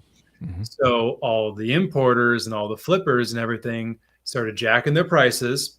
Sure. And on the ads were, said, we'll be going CITES 1 soon, get them while you can, pretty much. And that was happening back in 2019, 2020. It's been going on for a while. So it's almost kind of like we've added pressure to this scenario by using this as like a marketing thing. And then I think particularly if any of whoever's making these, listings, it's all about trade. So if they're seeing that these animals are being affected heavily by the trade, then maybe there's more incentive to actually do something about it. I don't know. I don't know all the details of the listing. Like I said, I don't know if there was any actual scientific research that was done with it. All I know is that I saw a trend in the hobby for quite a while about marketing these animals, about how rare they are and how we might not be able to get them soon. And then the actual bad thing happened, and now they've become valueless overnight. Yeah, I haven't paid enough attention to what happened with that to have much to speak on it. I remember when I worked at the wholesale, and I don't remember what year this was, but monkey tail skinks, Solomon Island skinks, went from what I remember, because we used to get them in and they were dirt cheap. They didn't come in huge numbers, but they were like surprisingly dirt cheap. Like I'm pretty sure from what I remember, it was like $30, $40 at the time. And then from what I recall, they either, I believe they did switch to CITES 1, or there was rumor of it, and they literally jumped in price overnight. It went to like $300, $400, whatever it was, and then no more coming in. It was like, all right, there no more are coming in. But I think that changed back. What I thought was interesting, and again, I'm not fully up to speed on this, but I feel like now I have seen some imports come in here and there. Been a dramatic quota change, and maybe that's what it was. Maybe it was just a quota change, but something definitely changed where it was like they're either not coming in anymore, or at least they're not coming in anymore for a while. Yeah, that I do remember, because then there was no more for a while, and that was like drove price through the roof, and now, some of the people that didn't give a shit about them, now everybody wants them. Whether that it didn't seem to, unless I'm just totally in the blind about this, it didn't seem to lead to a increase in captive reproduction of them and people working with them like they should, which is unfortunate. Yeah. I think you got to get ahead of the ball on that kind of thing. You know what I mean? You don't want to have it happen the way like Savu pythons and all this other kind of stuff happen, where it's like nobody wants to breed them or do anything with them because they're not the hottest, most expensive thing. I feel like with monkey tail skinks, and I don't know, but this is just a pure speculative guess, that one of the reasons they probably didn't take off to that extreme with, from a captive breeding standpoint, is that they are such low production animals. Hell yeah. She's irritating. Speaking of low production animals, the opposite of it. There we go. Yeah. Like what? They have like one baby every other year. It's like, yeah, we had one drop a baby like right after it arrived. That was the coolest thing. I bet. It came in and saw the little baby. I was like, why is there an extra one in there? Because they're surprisingly large. Yeah, why is there another one in there? And then it was like, oh shit, she had a baby. It was really cool. But yeah, the low production is obviously going to be a huge problem in terms of sustainable captive breeding and everything. But I always thought those were some of my favorite lizards.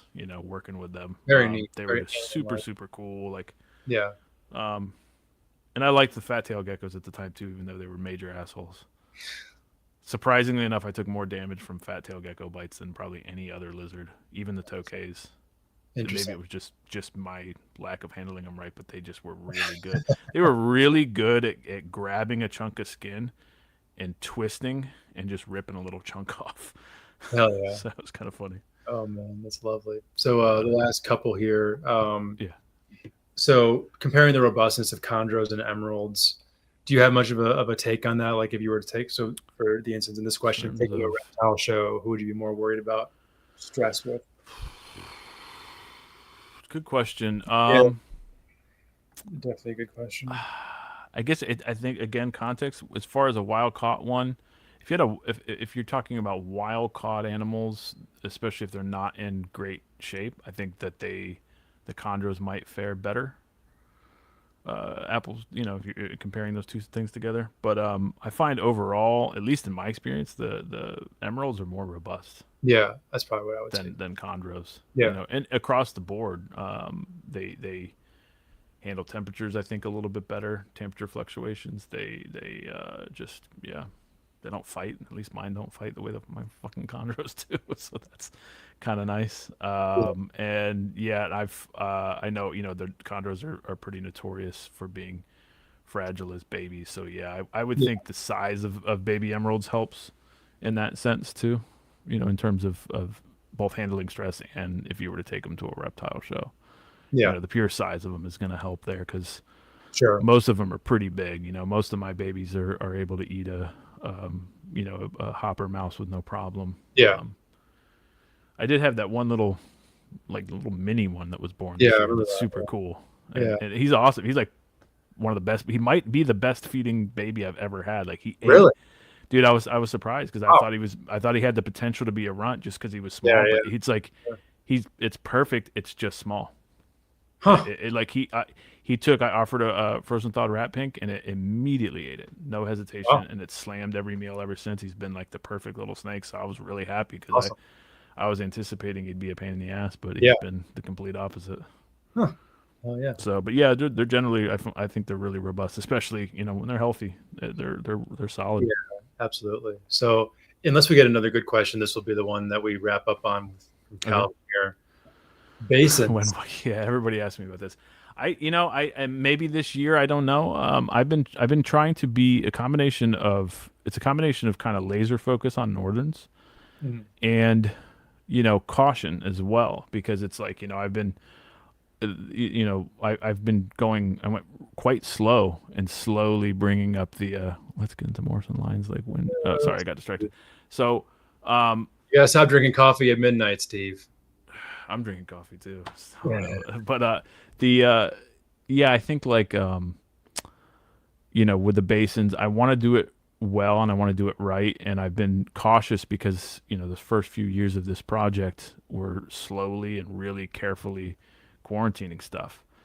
And I know some people think, doing that's, I know people think that it's like, oh, you're full of shit, whatever, doing careful long quarantine. But I mean, I took it pretty fucking serious. Yeah. And so I tried to do it slow and try to be, I was a little ridiculous at the very beginning.